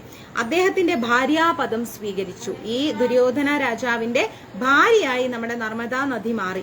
അവരുടെ ദാമ്പത്യത്തിന്റെ ഫലമായിട്ട് സുദർശന എന്ന പേരായിരിക്കുന്ന അതിസുന്ദരിയായ സൗഭാഗ്യവതിയായ ഒരു മകള് ജനിച്ചു. ഇവർക്ക് രണ്ടുപേർക്ക്, ദുര്യോധന രാജാവിനും നമ്മുടെ നർമ്മദാ ദേവിക്കും കൂടെ അതിസുന്ദരിയായിരിക്കുന്ന ഒരു സുദർശന എന്ന് പറയുന്ന ഒരു മകള് ജനിച്ചു. അവള് യൗവനമായിരിക്കുന്ന പ്രായത്തിൽ വന്നപ്പോ തേജോനിധിയും പ്രഭാശാലിയുമായിരിക്കുന്ന അഗ്നിദേവൻ അവളെ കണ്ടു. അഗ്നിദേവൻ ഈ പെൺകുട്ടിയെ കണ്ടു. നമ്മുടെ ആരെ, സുദർശന എന്ന് പറയുന്ന ഈ പെൺകുട്ടിയെ കണ്ടു. അങ്ങനെ ഈ അഗ്നിദേവന് സുദർശനയോട് ഭയങ്കരമായ ഒരു ഇഷ്ടം തോന്നി. എങ്ങനെയെങ്കിലും ഇവളെ കല്യാണം കഴിക്കണമെന്ന് അഗ്നിദേവന് ഭയങ്കര ആഗ്രഹം തോന്നി. അങ്ങനെ അവളുടെ അടുത്ത് പോയപ്പോ അവള് പറഞ്ഞു, എനിക്ക് എന്റെ അച്ഛനോട് ചോദിക്കണം എന്ന് പറഞ്ഞു. അച്ഛന് സമ്മതാണെങ്കിൽ എനിക്ക് ഏറ്റവും സമ്മതം, ഞാൻ റെഡിയാണെന്ന് പറഞ്ഞു. ഒരു ദിവസം അഗ്നിദേവൻ എന്ത് ചെയ്തു? ബ്രാഹ്മണന്റെ വേഷത്തിൽ വന്നിട്ട് ദുര്യോധന രാജാവിനോട് എന്താ പറഞ്ഞത്? പുത്രിയെ തനിക്ക് വിവാഹം ചെയ്തു തരുമോ എന്ന് ചോദിച്ചു. നിങ്ങളുടെ മകളെ എനിക്ക് കല്യാണം കഴിപ്പിച്ചു തരുമോ എന്ന് ചോദിച്ചു. ഏതോ ഒരു പ്രാകൃത ബ്രാഹ്മണനാണെന്ന് വിചാരിച്ച് രാജാവ് പറഞ്ഞു തരാൻ പറ്റില്ല എന്ന് പറഞ്ഞു. കാരണം ബ്രാഹ്മണന്റെ രൂപത്തിലാണ് വന്നിരിക്കുന്നത്, എനിക്ക് എന്റെ മകളെ നിങ്ങൾക്ക് വിവാഹം ചെയ്തു തരാൻ കഴിയില്ല എന്ന് പറഞ്ഞു. അപ്പൊ അഗ്നിദേവന് ഭയങ്കര നിരാശയായി പോയി. പക്ഷേ പ്രതികാര വഹനി, അതായത് ആ ഒരു കല്യാണം കഴിച്ചു തരില്ല എന്ന് പറഞ്ഞപ്പോ ആ ഒരു പ്രതികാര ജ്വാല ഈ അഗ്നിദേവന്റെ ഉള്ളിൽ ഇങ്ങനെ കത്തി ജ്വലിച്ചുകൊണ്ടിരുന്നു. അധികം താമസിയാതെ ദുര്യോധന രാജാവിന്റേത് ഒരു യാഗം ചെയ്യാമെന്ന് തീരുമാനിച്ചു. മന്ത്രിമാര് എല്ലാ ഏർപ്പാടുകളും ചെയ്ത് പുരോഹിതന്മാരും ഋത്വിക്കളും എല്ലാരും വന്ന് യാഗം തുടങ്ങി. അഗ്നി ഉണ്ടാക്കാൻ വേണ്ടിയിട്ട് അരണി കടഞ്ഞുകൊണ്ടിരിക്കുകയാണ്. അഗ്നി ശരിക്ക് കത്തുന്നില്ല. എത്ര ശ്രമിച്ചിട്ടും അഗ്നി അങ്ങോട്ട് ജ്വലിക്കുന്നില്ല. സംഗതി എന്താണെന്നറിയാതെ എല്ലാവരും പരിഭ്രമിച്ചു. എന്താ അഗ്നി കത്താത്തത്, എന്താ അഗ്നി വരാത്തത് എന്നിങ്ങനെ ചിന്തിച്ചു. കാരണമറിയാതെ എല്ലാരും വിഷമിച്ചു. അന്ന് രാത്രി ഋതുക്കൾക്ക് ഒരു സ്വപ്ന ദർശനം ഉണ്ടായി. എന്താണ്? രാജപുത്രി സുദർശനയെ അഗ്നിദേവന് വിവാഹം ചെയ്തു കൊടുത്താൽ മാത്രമാണ് യാഗം ശുഭമായിരിക്കുമെന്ന്. രാജാവിന്റെ മകളായിരിക്കുന്ന സുദർശനയെ അഗ്നിദേവന് വിവാഹം ചെയ്തു കൊടുത്തു കഴിഞ്ഞാൽ ഈ യാഗം നന്നായി നടക്കും, അത് ശുഭമാവുന്നുള്ള ഒരു സ്വപ്ന ദർശനം കിട്ടി. എന്നിട്ടോ വിവരമറിഞ്ഞ് രാജാവിന് ഭയങ്കര സന്തോഷമായി. അദ്ദേഹം എന്താ ചെയ്തത്?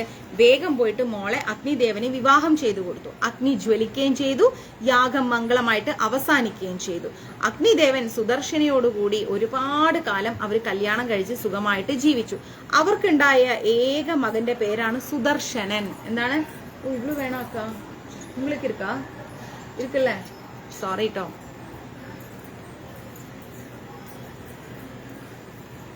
ചോറ് കഴിച്ചു, പക്ഷെ ഭയങ്കര വിശപ്പ്.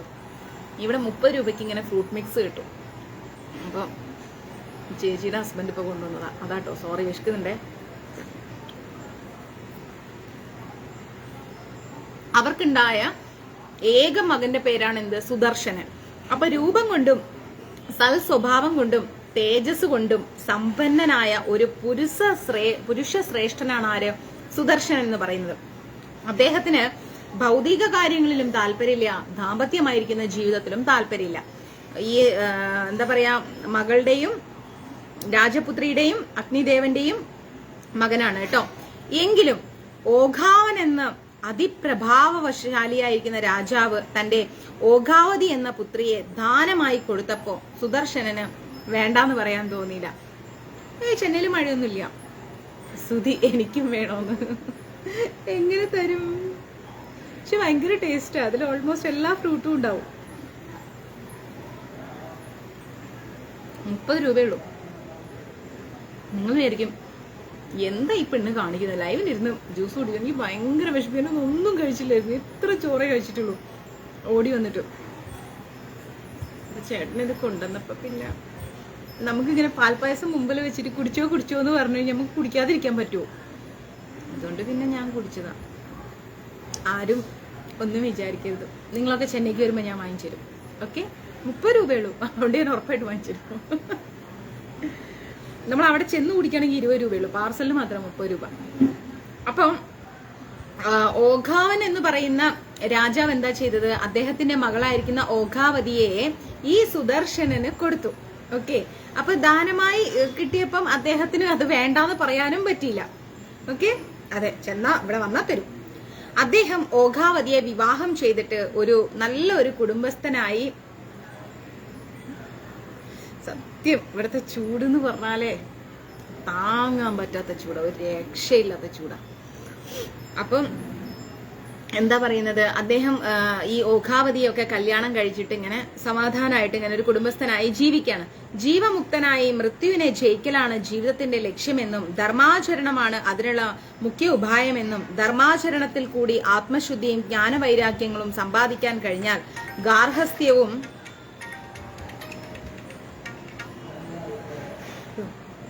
ഒരു മിനിറ്റ്. ഹലോ ஹலோ ஹலோ சொல்லுங்க. சொல்லுங்க.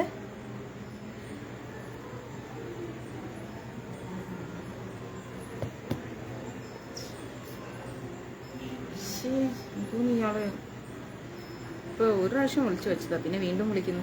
ഇങ്ങനെയും കുറച്ച് ആൾക്കാരുണ്ട് കേട്ടോ, നമ്മുടെ ഈ നമ്പർ ഇത് കണ്ടിട്ട്, ഫേസ്ബുക്കിൽ കണ്ടിട്ട് ഇങ്ങനത്തെ ഓരോ മനുഷ്യന്മാർ. അപ്പോൾ ധർമാചരണമാണ് അതിനുള്ള മുഖ്യമായ ഉപായമെന്നും ധർമാചരണത്തിൽ കൂടെ നീ വേണ്ട இதுவே குடிக்க முடியல. இன்னும் 1 ஃப்ரிட்ஜில் வச்சுட்டேன், 2 குட்டி வேணும். 1 ஃப்ரிட்ஜில் வச்சிருக்கேன். எனக்கு இது போதும் அக்கா. இன்னொரு ஃப்ரிட்ஜில் ஏன்க்கா நீங்க குடிச்சுக்கோங்க. வேண்டாம், எனக்கு இது போதும், நீங்க எடுத்து குடிச்சுக்கோங்க. எனக்கு இது போதும், சத்தியமா போதும், இதுவே தாராளம். இது போதும், வேண்டாம், இது போதும். ரொம்ப நேரம் கழிச்சு குடிக்க வேண்டாம், நீங்க குடிங்க. குடிச்சிட்டேன், வச்சிருக்கேன். അത് നമ്മ നൈറ്റ് കുടിക്കും. പാവം ചേച്ചി, ഇനിയും കുറച്ച് ഫ്രിഡ്ജിൽ വെച്ചിട്ടുണ്ട്, കിടക്കാൻ നേരം അതും കൂടെ കുടിച്ചിട്ട് കിടത്താൻ മതിയെന്ന്. എത്ര താങ്ക്സ് പറഞ്ഞാലും മതിയാവില്ല. പല പല സാഹചര്യങ്ങളിൽ ഞാൻ ആ ഫിസ്റ്റുലൊക്കെ വന്ന് കിടന്നപ്പോഴേ ചേച്ചി അത് ക്ലീൻ ചെയ്യാനൊക്കെ ഉണ്ടായ സമയത്ത് വേണം, അതൊരു തലവേദന പിടിച്ചൊരു അയാൾ ഇപ്പൊ വിളിച്ച് വെച്ചിട്ടേല്ലേ, പിന്നെയും അയാൾ വീണ്ടും വിളിക്കാറിയുമ്പോ ഞാൻ നമ്പർ വാട്സപ്പ് ചെയ്തരാം. ഇങ്ങനത്തെ ഓരോ പക്ഷെ എനിക്ക് ദേഷ്യം വരും ഇങ്ങനത്തെ കുറച്ച് ആൾക്കാർ. ഒരാൾ വിളിക്കാണ്ട് എൻ്റെ അമ്മേ ചുമ്മാ വിളിച്ചിട്ട് ക്ലാസ് കണ്ടില്ലല്ലോ. ഞാൻ താങ്കൾ ഗ്രൂപ്പിലുണ്ടോ? ഗ്രൂപ്പിലുണ്ട്, പക്ഷെ ഞാൻ നമ്പർ നോക്കിയിട്ട് കാണുന്നില്ല. എന്നിട്ട് പറയും ക്ലാസ് കണ്ടില്ലല്ലോ, ക്ലാസ് എന്താ കാണാത്തത്? അപ്പം ഞാൻ പറയും ഗ്രൂപ്പിലുള്ളവർക്ക് അറിയാം ഞാൻ എവിടെയാണ്, എന്താണ് ക്ലാസ് എടുക്കാത്ത എന്താന്ന് എന്നൊക്കെ പറയും. പിന്നെയും കുറച്ച് കഴിഞ്ഞാൽ വിളി ക്ലാസ് കണ്ടില്ലല്ലോ. എനിക്ക് ദേഷ്യം വരും. ചില സമയത്ത് നമ്മൾ ഷൂട്ടിനൊക്കെ നിൽക്കുമ്പോഴായിരിക്കും ഇത് അടിക്കുമ്പോൾ നമ്മുടെ ഉള്ളിൽ ഇങ്ങനെ ഭയങ്കര ഒരു എക്സൈറ്റ്മെന്റ്. ഈശ്വര ആരെങ്കിലും എന്തെങ്കിലും അത്യാവശ്യത്തിന് വിളിക്കുകയാണോ എന്നറിയില്ലല്ലോ, ഇയാളായിരിക്കും. ഈ മനുഷ്യൻ കുറച്ചു നേരത്തെ വിളിച്ച് വെച്ചിട്ടേ ഉള്ളന്നേ. അതിന്റെ ഇപ്പോഴും വിളിച്ചിട്ട് ഗുരുവായൂർ മഞ്ജരീസ് എന്നും പറഞ്ഞു ദേഷ്യം. ഓരോ മനുഷ്യന്മാര്. അപ്പോ ഇവിടെ എന്താ പറയണെന്ന് വെച്ച് കഴിഞ്ഞാല്, ഞാൻ നമ്പർ അയച്ചുതരാം. എന്താ പറയണെന്ന് വെച്ചാല് ജീവമുക്തനായിട്ട് മൃത്യുവിനെ ജയിക്കലാണ് ജീവിതത്തിന്റെ ലക്ഷ്യം അല്ലെ. എന്നിട്ടോ ധർമാചരണമാണ് അതിനുള്ള മുഖ്യമായിരിക്കുന്ന ഉപായം എന്ന് പറയുന്നു. ധർമാചരണത്തിൽ കൂടി ആത്മശുദ്ധിയും വൈരാഗ്യങ്ങളും സമ്പാദിക്കാൻ കഴിഞ്ഞാല്, ധർമാചരണത്തിലൂടെ നമുക്ക് ആത്മശുദ്ധി, നമുക്ക് പലതിനോടും വിരക്തി, ഇതെല്ലാം നേടാൻ കഴിഞ്ഞാല് ജീവമുക്തിക്ക് തടസ്സമാവില്ല. അതായത് നമ്മുടെ ഈ ജന്മം കംപ്ലീറ്റ് ചെയ്ത് നമുക്ക് മോക്ഷം ലഭിക്കുന്നതിന് ഒരു തടസ്സം ഉണ്ടാവില്ല എന്നാ പറയണത്. ഇങ്ങനെ അദ്ദേഹത്തിന്റെ ഭാര്യയെല്ലാം പറഞ്ഞ് മനസ്സിലാക്കി കൊടുത്തു. എന്നിട്ടോ പതിവ്രതാരത്നമായിരിക്കുന്ന ഓഘാവതി ഭർത്താവിന്റെ ഉപദേശങ്ങളെ അക്ഷരം പ്രതി അനുസരിച്ചു. ഭർത്താവ് എന്ത് പറയുന്നു അത് തന്നെ നമ്മുടെ ഓഘാവതി അനുസരിച്ചു. ഗൃഹസ്ഥാശ്രമ ധർമ്മചരണത്തില്, അതായത് ഗൃഹസ്ഥയായി ജീവിച്ചാലും ധർമ്മം എല്ലാവരിലും പ്രചരിപ്പിക്കുന്നതിൽ ഏറ്റവും പ്രാധാന്യം എന്ന് പറയുന്നത്, നമ്മൾ ധാർമ്മികമായി ജീവിക്കുന്നതിൽ ഏറ്റവും പ്രാധാന്യം അർഹിക്കുന്നത് അതിഥി പൂജയ്ക്കാണെന്നും ഒരു കാരണവശാലും അതിഥിയെ അനാദരിക്കരുതെന്നും അസന്തുഷ്ടനാക്കുകയോ ചെയ്യരുതെന്നും ഭാര്യയോട് പറഞ്ഞു കൊടുത്തു. അതായത് നമ്മുടെ വീട്ടിലേക്ക് ഇപ്പോൾ നമുക്ക് ഇഷ്ടമില്ലാത്ത ഒരാൾ കയറി വന്നാലും നമ്മൾ മുഖം കാണിക്കാൻ പാടില്ല. അവരോടൊരു വിദ്വേഷമോ വെറുപ്പോ ഇറങ്ങിപ്പോന്നോ പറയാൻ പാടില്ല. നമ്മുടെ വീട്ടിൽ അതിഥി വന്നാൽ അതിഥി ദേവോ ഭവ എന്ന് പറയുന്ന ഒരു കാര്യം തന്നെ ഉണ്ടല്ലേ. അപ്പം അതിഥിയെ എപ്പോഴും ദൈവത്തിന് തുല്യമായി നമ്മൾ കാണണം എന്നുള്ളതാണ് അതിന്റെ അർത്ഥം. ഒരിക്കലും അതിഥിയെ അനാദരിക്കാൻ പാടില്ല, അസന്തുഷ്ടനാക്കുകയോ ചെയ്യരുതെന്ന് ഭാര്യയോട് പറഞ്ഞു. ബിന്ദമ്മ കൊതുകുതിരി ഒന്നിനെ കത്തിച്ചേക്കാൻ പറഞ്ഞിട്ട് എന്നെ കൊതുക് തിന്ന് നിൽക്കുന്നുണ്ട്. ഞാൻ വല്ല ഫ്രൂട്ട് മിക്സ് ഒക്കെ 30 രൂപയ്ക്ക് വാങ്ങി തിന്ന് വല്ല ചോര ഉണ്ടാക്കും, അത് ഈ കൊതുകും കുടിച്ചോണ്ട് പോകും. എന്ത് കാര്യം ഇരിക്കുന്നു, കൊതുകുതിരി കത്തിച്ചേക്ക്. അപ്പൊ പറയാണ് ശരിയല്ലേ 30 രൂപ ഫ്രൂട്ട് മിക്സിന്, അത്ര തന്നെ കൊതുകുതിരിക്കും ഉണ്ടല്ലേ. ആലോചിച്ച് നോക്ക്.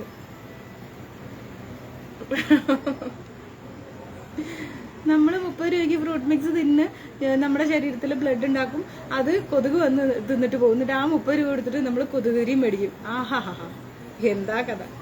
അപ്പോ അതൊക്കെ പോട്ടെ, നമ്മുടെ തമാശയൊക്കെ പോട്ടെ, ക്ലാസ് എടുക്കാം. അപ്പൊ പറയാണ് ഒരിക്കലും നമ്മൾ അതിഥികളെ അനാദരിക്കാൻ പാടില്ല, അത് നമ്മുടെ മോക്ഷത്തിന് തടസ്സമാവുന്ന പറയുന്നത്. ഓക്കെ, അദ്ദേഹം തന്റെ ഭാര്യയോട് ഇത് കൃത്യമായി പറഞ്ഞു കൊടുത്തു. എന്നിട്ടോ അതിഥി പൂജനം ഗൃഹസ്ഥന്റെ ഉത്തമ ധർമ്മമാണ്. ഗൃഹസ്ഥനായിട്ട് കുടുംബസ്ഥനായി ജീവിക്കുന്നവര് അതിഥിയെ എപ്പോഴും നമ്മൾ ബഹുമാനത്തോടുകൂടി സ്വീകരിക്കണം. ഒരു അതിഥി വീട്ടിൽ വന്നാൽ എന്ത് ചെയ്യും എന്നുള്ളത് നമ്മൾ മനസ്സിലാക്കണം. ആത്മപ്രദാനം ചെയ്യേണ്ടി വന്നാൽ അതുകൂടി ചെയ്യാൻ മടിക്കേണ്ട കാര്യമില്ല.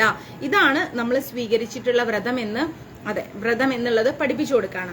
അപ്പോ അത് പറഞ്ഞത് ഇങ്ങനെ ശ്രദ്ധിച്ചു കേൾക്കണം അദ്ദേഹത്തിന്റെ ഭാര്യ. എന്നിട്ടോ ഒരിക്കലും അതിഥിയെ മുഷിപ്പിക്കാൻ പാടില്ല. ഭർത്താവാണ് ഭാര്യയ്ക്ക് പ്രമാണം. ഭർത്താവ് എന്ത് പറയുന്നു അതാണ് ഭാര്യയ്ക്ക് പ്രമാണമായിരിക്കുന്നത്. അതുകൊണ്ട് ഞാൻ ഈ പറഞ്ഞ കാര്യം നീ എപ്പോഴും ആലോചിക്കണം എന്ന് ആരോട് പറഞ്ഞു കൊടുക്കാണ്? ഓഘാവതിയോട് അദ്ദേഹം പറഞ്ഞു കൊടുക്കാണ്. ഇങ്ങനെ സുദർശനൻ പത്നിക്ക്, ഭാര്യയ്ക്ക് അതിഥി സൽക്കാരത്തെ കുറിച്ചൊക്കെ കൃത്യമായി ഉപദേശിച്ചു കൊടുത്തു. ഈ സമയത്ത് എന്താണ്, സുദർശനന്റെ വീട്ടില് മൃത്യുവും പഴുതു നോക്കി പിമ്പേ കൂടി എന്നാ പറയുന്നത്. മൃത്യു മെല്ലെ സുദർശനന്റെ വീട്ടിൽ വന്നു. ഒരു ദിവസം സുദർശനൻ ചമത കൊണ്ടുവരാൻ വേണ്ടിയിട്ട് കാട്ടിലേക്ക് പോയ സന്ദർഭത്തില്, ഒരെണ്ണം മതി, ഫ്രൂട്ട് മിക്സ് കുടിച്ചാ? ചിരി കണ്ടോ അറിയോ അതൊക്കെ കുടിച്ചിട്ടാ? എനിക്കെന്തേ? അയ്യോ നല്ല ആളും. ഇതിന്റെ മുകളിലാണ് ഇപ്പൊ കണ്ണു വെച്ചിരിക്കണേ. നിങ്ങളുടെ പങ്ക് നിങ്ങൾ കുടിച്ചില്ലേ, എന്നിട്ട് ഇപ്പൊ എനിക്ക് കിട്ടിയ പങ്കിന്റെ മുകളിൽ കണ്ണു വെച്ചിരിക്കുക. ദൈവമേ, എനിക്ക് വയറിളക്കം പിടിക്കോ? കൊതുകിനും ജീവിക്കണ്ടേന്ന്. ബിന്ദമ്മയുടെ ഫ്രൂട്ട് മിക്സ് കുടിച്ചിട്ട് എന്റെ ഫ്രൂട്ട് മിക്സിന്റെ മുകളിൽ കൊതിയോടെ നോക്കിക്കൊണ്ടിരിക്കുക. അപ്പൊ എന്താ പറയുന്നത്, ഒരു ദിവസം സുദർശനൻ ചമത കൊണ്ടുവരാൻ വേണ്ടി കാട്ടിലേക്ക് പോയി. ആ സമയത്ത് ശ്രീമാനായിരിക്കുന്ന ഒരു ബ്രാഹ്മണൻ അതിഥിയായി അവിടെ എത്തി. ചമത കൊണ്ടുവരാൻ വേണ്ടിയിട്ട് സുദർശനൻ പോയപ്പോ ആ വീട്ടിലേക്ക് ഒരു ബ്രാഹ്മണൻ വന്നു. എന്നിട്ടോ യശസ്വിനിയായിരിക്കുന്ന ഈ ഓഘാവതി, യശസ്വിനി എന്ന് പറഞ്ഞു കഴിഞ്ഞാൽ അത്രയും തേജസ് ഉണ്ട് ഓഘാവതിക്ക്. ആ ഓഘാവതി എന്താ ചെയ്തത്, അതിഥിയെ യഥാവിധി സ്വീകരിച്ചു. കാരണം അദ്ദേഹം പറഞ്ഞു കൊടുത്തിട്ടുണ്ട്, അതിഥിയെ യഥാവിധി സ്വീകരിച്ചു. എന്നിട്ടോ അർഘ്യപാദ്യാദികളെ കൊണ്ട് സൽക്കരിക്കുകയും ചെയ്തു. എങ്കിലും സന്തുഷ്ടനല്ലാത്ത അതിഥിയോട്, അപ്പൊ എല്ലാ തരത്തിലും അവരെ സ്വീകരിച്ചിട്ടും ആ അതിഥി അത്ര ഹാപ്പി അല്ല. അപ്പൊ ചോദിച്ചു, ഔഘാവതി ചോദിച്ചു, അങ്ങ് സന്തോഷവാനല്ലെന്ന് തോന്നുന്നു, ഞാൻ അങ്ങയെ എല്ലാ രീതിയിലും സ്വീകരിച്ചു, ഇനി എന്താണ് അങ്ങേക്ക് വേണ്ടത്, എന്റെ ഭാഗത്ത് എന്താണ് പോരായ്മ എന്ന് ചോദിച്ചു. അപ്പൊ ആ അതിഥിയായി വന്ന ബ്രാഹ്മണൻ പറഞ്ഞു, ഗാർഹസ്ഥ്യധർമ്മം നിനക്ക് പ്രമാണമെങ്കിൽ ആത്മപ്രധാനം കൊണ്ടാണ് എന്നെ നീ പൂജിക്കേണ്ടത്, അതാണ് ഞാനിപ്പോ ആഗ്രഹിക്കുന്നതെന്ന് പറഞ്ഞു. ബ്രാഹ്മണന്റെ വാക്ക് കേട്ടിട്ട് ഓഘാവതി ഞെട്ടിപ്പോയി. പതിവ്രതയായ ഒരു സ്ത്രീയുടെ പരീക്ഷണ ഘട്ടം എന്താണ് ചെയ്യേണ്ടെന്നറിയാതെ രാജകുമാരി, ആത്മപ്രധാനം എന്ന് പറഞ്ഞാൽ സർവവും സമർപ്പിക്കുക, അങ്ങനെയാണ്, അതാണ് ഞാൻ നിന്നിൽ നിന്ന് പ്രതീക്ഷിക്കുന്നതെന്ന് പറഞ്ഞപ്പോ പതിവ്രതയായിരിക്കുന്ന ഈ ഭാര്യ അങ്ങ് ഞെട്ടിപ്പോയി. എന്നിട്ടോ എന്താ ഇനിയിപ്പൊ ഞാൻ ചെയ്യേണ്ടതെന്ന് അറിയാതെ വല്ലാതെ വിഷമിച്ച് നിൽക്കണം ഓഘാവതി. അപ്പൊ പറയാണ്, അല്ലയോ ബ്രാഹ്മണ, അങ്ങ് എന്റെ അതിഥിയാണ്, അങ്ങയുടെ സന്തോഷത്തിന് വേണ്ടി എന്തും ചെയ്യാൻ ഞാൻ തയ്യാറാണ്. പക്ഷെ ഒരു സ്ത്രീയുടെ ചാരിത്രത്തെ നശിപ്പിക്കുന്നത് പാപമാണെന്ന് അങ്ങേക്ക് അറിയില്ലേ? അതുകൊണ്ട് അങ്ങയുടെ സന്തോഷത്തിന് വേണ്ടി ഞാൻ മറ്റെന്ത് കാര്യം ചെയ്യാനും റെഡിയാണ്. പക്ഷെ എന്റെ ചാരിത്രം അങ്ങ് നശിപ്പിക്കാൻ പാടില്ല, അത് തെറ്റാണെന്ന് പറഞ്ഞു. പക്ഷെ ബ്രാഹ്മണൻ അതിന് സമ്മതിക്കുന്നില്ല. ആത്മപ്രധാനമല്ലാത്ത മറ്റൊന്നും ഭവതിയിൽ ഞാൻ ആഗ്രഹിക്കുന്നില്ല എന്ന് പറഞ്ഞു. അതിഥിയുടെ വാക്ക് കേട്ടിട്ട് ഓഘാവതി അങ്ങനെയാകാമെന്ന് സമ്മതിച്ചു. എന്നിട്ടോ തീർച്ചയായിട്ടും സന്തോഷമായിട്ട് ഇരിക്കുന്നേ, സങ്കടങ്ങൾ വരും പോകും. നമ്മളിപ്പോ അതന്നെ ആലോചിച്ചുകൊണ്ടിരുന്നു കഴിഞ്ഞാൽ പിന്നെ എന്തിനു പറ്റും? അതിഥിയെ സ്വീകരിക്കാനാ പറയണേ. നമ്മളെ ലൈഫിൽ വരുന്ന സങ്കടങ്ങളൊക്കെ നമ്മുടെ അതിഥികളാണ്. അതിഥികളെ ഒക്കെ സ്വീകരിച്ചോളൂ, അപ്പൊ നമുക്ക് മോക്ഷം കിട്ടും. ഓക്കെ, അപ്പോ എന്താ പറയണത്, എന്നാൽ അങ്ങനെ ആവട്ടെ എന്ന് പറഞ്ഞു. എന്നിട്ടോ സന്തുഷ്ടനായ ബ്രാഹ്മണൻ രതിക്രീഡയ്ക്കായി അകത്ത് പ്രവേശിച്ചു. രാജകുമാരി അദ്ദേഹത്തിന് ആത്മദാനം ചെയ്യാൻ തയ്യാറായി മുറിയിൽ ചെന്ന് ശയ്യ വിരിച്ചു. രണ്ടുപേരും അകത്ത് കടന്നപ്പോഴാണ് നമ്മുടെ സുദർശനൻ ചമതയും കൊണ്ട് വീട്ടിലെത്തിയത്. അയ്യോ, തെറ്റായിട്ട് വിചാരിക്കല്ലേട്ടോ, ഞാനിപ്പോ ഈ ക്ലാസ് ഇങ്ങനെ എടുത്തോണ്ടിരിക്കുമ്പോഴേ ഈ സീൻ ഇങ്ങനെ സിനിമ പോലെ കാണുക. ഒന്ന് ആലോചിച്ച് നോക്ക്, പണ്ടത്തെ സിനിമയിലെ നമ്മുടെ ഉമ്മർ, ശോഭേ നീ നുറക്കെ കരഞ്ഞിരുന്നെങ്കിൽ എന്നൊക്കെ പറയുന്നത് പോലെ അല്ലേ? എന്തായിരിക്കും അവിടെ സംഭവിക്കുക? ഏതൊരു സിനിമയിലുണ്ടല്ലോ, മമ്മൂട്ടിയും പ്രേം നസീറും പിന്നെ ആ ഫീമെയിൽ ആർട്ടിസ്റ്റിന്റെ പേര് എനിക്കറിയില്ല. അങ്ങനെ പ്രേം നസീർ ഇങ്ങനെ എയർപോർട്ടിൽ എവിടേക്കോ പോയപ്പം ഈ വൈഫ് മമ്മൂട്ടിയായിട്ട് അഫെയർ ആയി. അങ്ങനെ പെട്ടെന്ന് പ്രേം നസീർ ടൂർ ക്യാൻസൽ ചെയ്ത് തിരിച്ചു വന്നപ്പം ഇവർ രണ്ടുപേരെയും കണ്ട്. അങ്ങനെ മമ്മൂട്ടി ഒരു ഗായകനായിരുന്നു. അങ്ങനെ അദ്ദേഹത്തിന്റെ പാട്ട് പാടാനുള്ള എന്തോ ആക്സിഡന്റ് ആയിട്ട് പാട്ടിന്റെ അവസരങ്ങളൊക്കെ പോയി. അങ്ങനെയുള്ള ഒരു സിനിമയുണ്ട്, നല്ല നല്ല മൂവി അത്. ഞാൻ അങ്ങനത്തെ കുറച്ച് പഴയ മൂവീസാണ് കാണാം, പുതിയതൊന്നും ഞാൻ കാണാൻ പോകാറില്ല, എനിക്കിഷ്ടമല്ല, കഥയില്ല, ഡപ്പാങ്കൂത്ത് ഡമ്മ ഒന്നും എനിക്കിഷ്ടമില്ല. അപ്പൊ ഇങ്ങനെയുള്ള സിനിമകളൊക്കെ ഞാൻ കാണാം.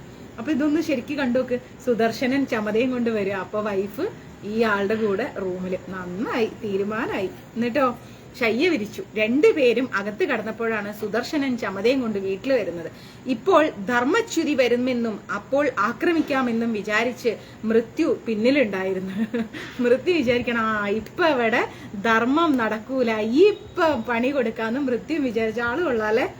എന്നും തന്നെ എതിരേൽക്കാനുള്ള ഓഘാവതിയെ പുറത്തു കാണാതെ പരിഭ്രമിച്ച സുദർശനൻ പത്നിയെ ഉറക്കെ അങ്ങോട്ട് വിളിച്ചു. കാരണം ഭർത്താവ് വരുമ്പോ എപ്പോഴും ഭാര്യ വീട്ടിന്റെ പുറത്തുണ്ടാവാറുണ്ട്, പക്ഷെ ഇപ്പൊ ഭാര്യയെ കാണുന്നില്ല. അന്യന്റെ കരസ്പർശനമേറ്റ താൻ അപവിത്രയായിരിക്കുന്നു എന്ന് അറിഞ്ഞ അവൾ ഒന്നും മിണ്ടിയില്ല. അതായത് വേറൊരു പുരുഷൻ അവളെ സ്പർശിച്ചു, അപ്പം അവള് പവിത്രത നഷ്ടപ്പെട്ടവളാണ്. അതുകൊണ്ട് ഭർത്താവിന്റെ വിളിക്ക് ആ സ്ത്രീ എന്താന്ന് ചോദിച്ചില്ല. ബ്രാഹ്മണനാണ് സുദർശനന്റെ വിളിക്ക് ഉത്തരം നൽകിയത്. എന്റെ കൃഷ്ണ, വീട്ടിലിരിക്കുന്ന ബ്രാഹ്മണൻ എന്തോന്ന് ചോദിച്ചു. ഭർത്താവ് പുറത്തു നിന്ന് ഭാര്യയെ വിളിച്ചപ്പം, അല്ലയോ അഗ്നിപുത്ര, ഞാൻ നിന്റെ വീട്ടിൽ അതിഥിയായി വന്ന ബ്രാഹ്മണനാണ്. ഇവൾ എന്റെ അപേക്ഷയനുസരിച്ച് ആത്മപ്രധാനം കൊണ്ട് എന്നെ ശുശ്രൂഷ ചെയ്യുകയാണ്. അവളുടെ എല്ലാ ശുശ്രൂഷകൾക്കും ഞാൻ പ്രീതനാവുകയാണ്. ഈ പൂജയ്ക്ക് തക്കതായി ഇനി എന്ത് ചെയ്യേണ്ടതോ അത് ഭവാൻ ചെയ്താലും എന്ന് പറഞ്ഞു. എന്താ പറയാ, അതെന്താ നമ്മളെ മഹാഭാരതത്തിലുള്ള ഓരോ കഥകൾ നോക്ക്. എനിക്ക് വയ്യ. വല്ലതും മനസ്സിലുണ്ടോ ബിന്ദുമ്മയ്ക്ക്? ഇല്ലേ? നന്നായി മനസ്സിലാവണില്ലേ അറിഞ്ഞു. ബിന്ദമ്മ കേൾക്കാൻ പറ്റിയ ക്ലാസ് അല്ല കേട്ടോ ഇത് കുട്ടികൾ കേൾക്കാൻ പറ്റിയ ക്ലാസ് അല്ല അല്ലേ? അപ്പോ എന്താ പറയാ, ഇനി ഇതിന് തക്കതായിട്ടുള്ള പൂജ എന്താന്ന് വെച്ചാൽ അങ്ങ് ചെയ്യൂന്ന് പറഞ്ഞു. ഇപ്പോൾ ഇവൻ പ്രജ്ഞ ലംഘിക്കും, ഇവനെ കൊല്ലാൻ പഴുതു കിട്ടുമെന്ന് വിചാരിച്ച് മൃത്യു ഇങ്ങനെ നിക്കണ. ഇപ്പൊ എന്തായാലും ഈ ഭർത്താവായിരിക്കുന്ന സുദർശനൻ ഉണ്ടല്ലോ, അദ്ദേഹം ആത്മപ്രദാനം ചെയ്യണമെങ്കിൽ അതും ചെയ്യണമെന്നാ പറഞ്ഞത്. പക്ഷെ സിറ്റുവേഷൻ വരുമ്പോ മാറുമല്ലോ. അപ്പൊ എന്തായാലും മൃത്യു വിചാരിക്കണം, ഇവനെ ഇന്ന് മാതാജി ഇന്ന് നല്ല സന്തോഷത്തിലുള്ള, പിന്നല്ലാതെ ഇന്ന് മൊത്തം പണിയൊക്കെ എടുത്ത് തിന്നാൻ കിട്ടാതെ ഓടി വന്ന് ഇച്ചിരി ചോറും തിന്ന് ഫ്രൂട്ട് മിക്സും കഴിച്ച് AC ഇല്ലാതെ ഈ ചൂടത്ത് രാത്രി എങ്ങനെ ഉറങ്ങുമെന്ന് ആലോചിച്ച് ഞാനിങ്ങനെ സന്തോഷത്തിലിരിക്കുക. അങ്ങനെയൊന്നും ഇല്ലപ്പാ. ആഹാ, ഈ ചാപ്റ്റർ വന്നപ്പോ നമ്മുടെ ലൈവില് 105 ആൾക്കാര്. കൃഷ്ണ ഗുരുവായൂരപ്പ. അപ്പോ ഇവിടെ മൃത്യു ഇങ്ങനെ ആലോചിച്ചിരിക്കുക, ഇപ്പൊ ഇവനെ കൊല്ലാം, ഇവിടെ ഇപ്പൊ സ്റ്റണ്ട് നടക്കുന്നു. അപ്പോ മൃത്യു ഇങ്ങനെ സന്തോഷത്തോടെ ഈ ഇരുമ്പൊലൊക്കെ ഉയർത്തിപ്പിടിച്ച് നിൽക്കുക. അപ്പൊ സുദർശനം പറയാണ്, ഹേ ബ്രാഹ്മണ, അങ്ങ് എന്റെ ഭാര്യയുമായി സുഖമായി രമിച്ചോളൂ. എനിക്കതിൽ നിങ്ങളോട് പ്രീതിയേ ഉള്ളൂ. അങ്ങ് അതിഥിയാണ്, എന്റെ എല്ലാം തന്നെ അതിഥിക്ക് അധീനമാണ്. ഗൃഹസ്ഥൻ ധർമ്മം അതിഥിയെ പ്രീതിപ്പെടുത്തുക എന്നുള്ളതാണ്. എന്റെ പ്രാണൻ, എന്റെ ഭാര്യ, എന്റെ സ്വത്തുക്കൾ എല്ലാം തന്നെ അങ്ങേക്ക് ഞാൻ നൽകും. ഞാൻ ഈ പറഞ്ഞത് സത്യമാണെങ്കിൽ ദേവന്മാർ എന്നെ രക്ഷിക്കട്ടെ, അല്ലെങ്കിൽ എല്ലാം നശിപ്പിക്കട്ടെ എന്ന് പറഞ്ഞു. ഉടനെ മഹത്തായ ഒരു അശരീരി ശബ്ദം വന്നു. ഇത് സത്യമാണ്, ഇത് സത്യമാണ്, സുദർശനൻ വിജയിക്കട്ടെ എന്ന് പറഞ്ഞു. ഉടനെ ആ ബ്രാഹ്മണൻ ഉടജത്തിൽ നിന്ന് പുറത്തു വന്ന് ഗംഭീര സ്വരത്തിൽ പറഞ്ഞു, അല്ലയോ സുദർശന, ഞാൻ ധർമ്മനാണ്, അല്ലാതെ അദ്ദേഹം ഒരു മോശക്കാരനല്ല കേട്ടോ. ഇതൊക്കെ നമ്മുടെ നാട്ടിലാണ് സംഭവിച്ചെങ്കിൽ തീർന്നു. പക്ഷെ ഇത് കലിയുഗത്തിൽ ഇങ്ങനെ നടക്കില്ല. ഇവിടെ നമ്മൾ ഇതിനെ മറ്റൊരർത്ഥത്തിൽ കാണും ചെയ്യരുത്. ഇത് ഒരു അന്നത്തെ കാലത്തുള്ള പരീക്ഷണാർത്ഥം സംഭവിക്കുന്ന കാര്യങ്ങളാണ്. മർക്കൂലരുക്മ എന്താ പറയാ, പരീക്ഷണാർത്ഥം സംഭവിക്കുന്ന കാര്യങ്ങളാണ്, അല്ലാതെ ഒരു മോശമായ അവസ്ഥയിലേക്കല്ല ഈ കഥ നമ്മളെ കൊണ്ടുപോകുന്നത്. അപ്പൊ അദ്ദേഹം പറയാണ്, സുദർശന, ഞാൻ ധർമ്മനാണ്, അങ്ങയെ പരീക്ഷിക്കാൻ വേണ്ടി വന്നതാണ്. അങ്ങേക്ക് സ്വസ്തി ഭവിക്കട്ടെ. അങ്ങ് സത്യപ്രതിജ്ഞയിൽ ജയിച്ചിരിക്കുന്നു. നിന്നെ പിന്തുടരുന്ന മൃത്യുവിനെ നീ ജയിച്ചിരിക്കുന്നു. അപ്പൊ സുദർശനനെ പിന്തുടർന്ന ആരുണ്ട്? മൃത്യുണ്ട്. മൃത്യുവിനെ നീ ജയിച്ചിരിക്കുന്നു. അല്ലയോ പുരുഷോത്തമ, 3 ലോകത്തിലും നിന്റെ പതിവ്രതയായ ഭാര്യയെ നോക്കാൻ പോലും ആർക്കും ശക്തി ഉണ്ടാവില്ല. നിന്റെ ഭാര്യ അത്രയും പതിവ്രതയാണ്. അതുകൊണ്ട് നിന്റെ ഭാര്യയെ 3 ലോകത്തിൽ പോലും ആരും നോക്കില്ല. സ്വന്തം പാതിവ്രത്യ ശക്തി കൊണ്ട് അദൃശ്യയായ ഇവൾ വളരെയധികം തപോബലമുള്ളവളാണ്. ബ്രഹ്മവാദിനിയായിരിക്കുന്ന ഇവൾ ലോകത്തെ ശുദ്ധമാക്കുവാനുമായി ഒരു പുണ്യ നദിയായി ഭവിക്കും എന്ന് പറഞ്ഞു. ഇവള് ഒരു പുണ്യ നദിയായി തന്നെ മാറും. നീയും പുണ്യലോകങ്ങളെയെല്ലാം പ്രാപിക്കും. ശാശ്വതമായ ലോകത്തെ ഉടലോടെ പ്രാപിക്കാൻ നിനക്ക് സാധിക്കും എന്ന് പറഞ്ഞു. ഇങ്ങനെ ധർമ്മദേവൻ പറഞ്ഞുകൊണ്ടിരിക്കെ ദിവ്യരഥത്തിലേറി ഇന്ദ്രനും അവിടെ വന്നിട്ട് രാജാവിനെ അനുഗ്രഹിച്ചു. ഇങ്ങനെ മൃത്യു, ആത്മാവ്, ലോകങ്ങൾ ഇവയെല്ലാം തന്നെ ഗൃഹസ്ഥ ധർമാചരണം കൊണ്ട് ജയിച്ച രാജാവ് അതിഥി പൂജയുടെയും ധർമാചരണത്തിന്റെയും മഹത്വം ലോകത്തിന് വെളിപ്പെടുത്തി കൊടുക്കുകയാണ്. ഭീഷ്മർ പറഞ്ഞു, ഗൃഹസ്ഥൻ പണ്ട് സ്വന്തം ധർമാചരണം കൊണ്ട് മൃത്യുവിനെ ജയിച്ച ഈ കഥ വളരെ ധന്യവും പുണ്യവുമാണ്. ഇപ്പോഴും സ്മരിക്കുന്നവന് പുണ്യലോകങ്ങൾ ലഭിക്കുമെന്ന് പറഞ്ഞു. എന്തായാലും നമ്മളെല്ലാവരും ഈ കഥ നന്നായിട്ട് സ്മരിക്കും, അത് ഉറപ്പാണ്. അപ്പൊ നമുക്ക് പുണ്യലോകങ്ങൾ ഉറപ്പാം അല്ലെ? കാരണം ഇവിടെ പഴയ കാലത്തെ ഒരു ധാർമ്മികതയാണ് വിരൽ ചൂണ്ടുന്നത്. കാരണം ഇപ്പോ നമ്മൾ അതിഥിയാന്നും പറഞ്ഞ് ഒരുത്തനെയും പടിക്കകത്ത് കയറ്റാൻ പറ്റില്ല. അവൻ അതിഥിയല്ല, അവൻ ബംഗാളിൽ നിന്ന് വന്ന ബംഗാളിയായിരിക്കും. മനസ്സിലായില്ല? അതിഥി തൊഴിലാളികളായിരിക്കും. അതുകൊണ്ട് സ്ത്രീകളാരും വീടിന്റെ ഗേറ്റ് തുറന്ന്, മാതാജി പറഞ്ഞിട്ടുണ്ട് ക്ലാസ്സിൽ, അതിഥി ദേവോ ഭവ എന്നും പറഞ്ഞുകൊണ്ട് ഒരു ബംഗാളിക്കും വീട് തുറന്നു കൊടുത്തിട്ട് ചായയും കാപ്പിയും കൊടുത്ത മനസ്സ് കാണിക്കരുത്. അവര് നമുക്ക് ദ്രോഹമേ ചെയ്യും. അതുകൊണ്ട് അവരെന്നല്ല, പൊതുവെ ആരെയും പരിചയമില്ലാത്ത ഒരാൾക്കും ഗേറ്റിനകത്തേക്ക് വരാനുള്ള സ്വാതന്ത്ര്യം കൊടുക്കരുത്. അത് ലേഡീസ് ആയാലും ശരി, കുഞ്ഞു കുട്ടികളായാലും ശരി, ആണുങ്ങളായാലും ശരി. ഒരു വഴിയോര കച്ചവടക്കാരെ പോലും നമ്മൾ എന്ത് ചെയ്യരുത്, നമ്മളോട് ആദ്യം വരും, കുറച്ച് വെള്ളം ചോദിക്കും, പിന്നെ വീട് കണ്ടുവെക്കും, പിന്നെ കട്ടോണ്ട് പോകും. ഇങ്ങനെ പല പല കാര്യങ്ങളും നടക്കും. അതുകൊണ്ട് അങ്ങനെയൊന്നും ചെയ്യരുത്. അങ്ങനെയുള്ള അതിഥി സൽക്കാരൊന്നും, മാതാജി മഹാഭാരതത്തിൽ അതിഥി സൽക്കാരം ചെയ്യാൻ പറഞ്ഞു. അതിഥി സൽക്കാരം ചെയ്താൽ മോക്ഷം കിട്ടുമെന്ന് പറഞ്ഞിട്ടുണ്ട്, പുണ്യലോകങ്ങൾ കാണാൻ പറ്റുമെന്ന് പറഞ്ഞിട്ടുണ്ട് എന്നും പറഞ്ഞുകൊണ്ട് ഒരാളെയും സൽക്കരിക്കരുത്. കാരണം പിന്നെ അത് നമുക്ക് പാരയായി മാറും. അതുകൊണ്ട് അതൊക്കെ ഒന്ന് സൂക്ഷിക്കാം. ഓക്കെ, ഇനി നിങ്ങൾക്ക് എല്ലാവർക്കും ഇഷ്ടപ്പെട്ടൊരു കഥയാണ്, അത് ശ്രദ്ധയോടുകൂടി കേൾക്കണം. വിശ്വാമിത്രന്റെ ജനന കഥ. വിശ്വാമിത്രന്റെ ജനന കഥയെ കുറിച്ചാണ് നമ്മൾ പഠിക്കാൻ പോകുന്നത്. പിന്നീട് യുധിഷ്ഠിരൻ എന്താ ചെയ്തത്, ചോദിച്ചത് വിശ്വാമിത്രന് എങ്ങനെയാണ് ബ്രാഹ്മണത്വം ലഭിച്ചതെന്നായിരുന്നു. എങ്ങനെയാണ് വിശ്വാമിത്രന് ബ്രാഹ്മണത്വം ലഭിച്ചത്? ക്ഷത്രിയനായി പിറന്ന വിശ്വാമിത്രൻ എങ്ങനെയാണ് ബ്രാഹ്മണനായത്? വിശ്വാമിത്രൻ ക്ഷത്രിയനായിരുന്നു കേട്ടോ. അദ്ദേഹം എങ്ങനെയാണ് ബ്രാഹ്മണനായത്?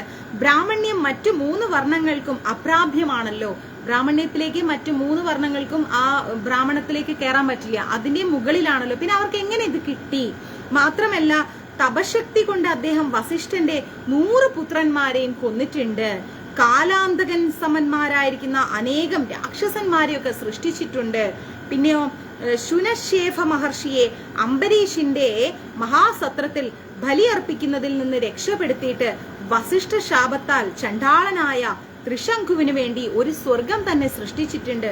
ഇങ്ങനെ പല പല അത്ഭുത കർമ്മങ്ങളും ഒരു ക്ഷത്രിയന് ചെയ്യാൻ സാധിക്കാത്തത് തന്റെ ബ്രഹ്മശക്തി കൊണ്ട് അദ്ദേഹം ചെയ്തിട്ടുണ്ട്. അതെ, സത്യം, അദ്ദേഹം ചെയ്തിട്ടുണ്ട്. അപ്പം എങ്ങനെയാണ് ഇതൊക്കെ ഒരു ക്ഷത്രിയനായി ജനിച്ച അദ്ദേഹം ചെയ്തത്? എങ്ങനെയാണ് അദ്ദേഹത്തിന് ബ്രാഹ്മണത്വം കിട്ടിയിരിക്കുന്നത്? ഈ ബ്രാഹ്മണ്യം എങ്ങനെയാണ് കിട്ടിയെന്ന് എനിക്ക് പറഞ്ഞു താന്ന് പറഞ്ഞു. അപ്പൊ ഭീഷ്മര് പറഞ്ഞു, രാജാവേ കേട്ടോളൂ, വിശ്വാമിത്രന്റെ ജനനത്തെ പറ്റിയുള്ള ഒരു കഥ ഞാൻ പറഞ്ഞു തരാം. ഭരതവംശത്തിൽ ഗാദി എന്നു പേരായ മഹാനായ ഒരു രാജാവ് ഉണ്ടായിരുന്നു. എന്താ അദ്ദേഹത്തിന്റെ പേര്?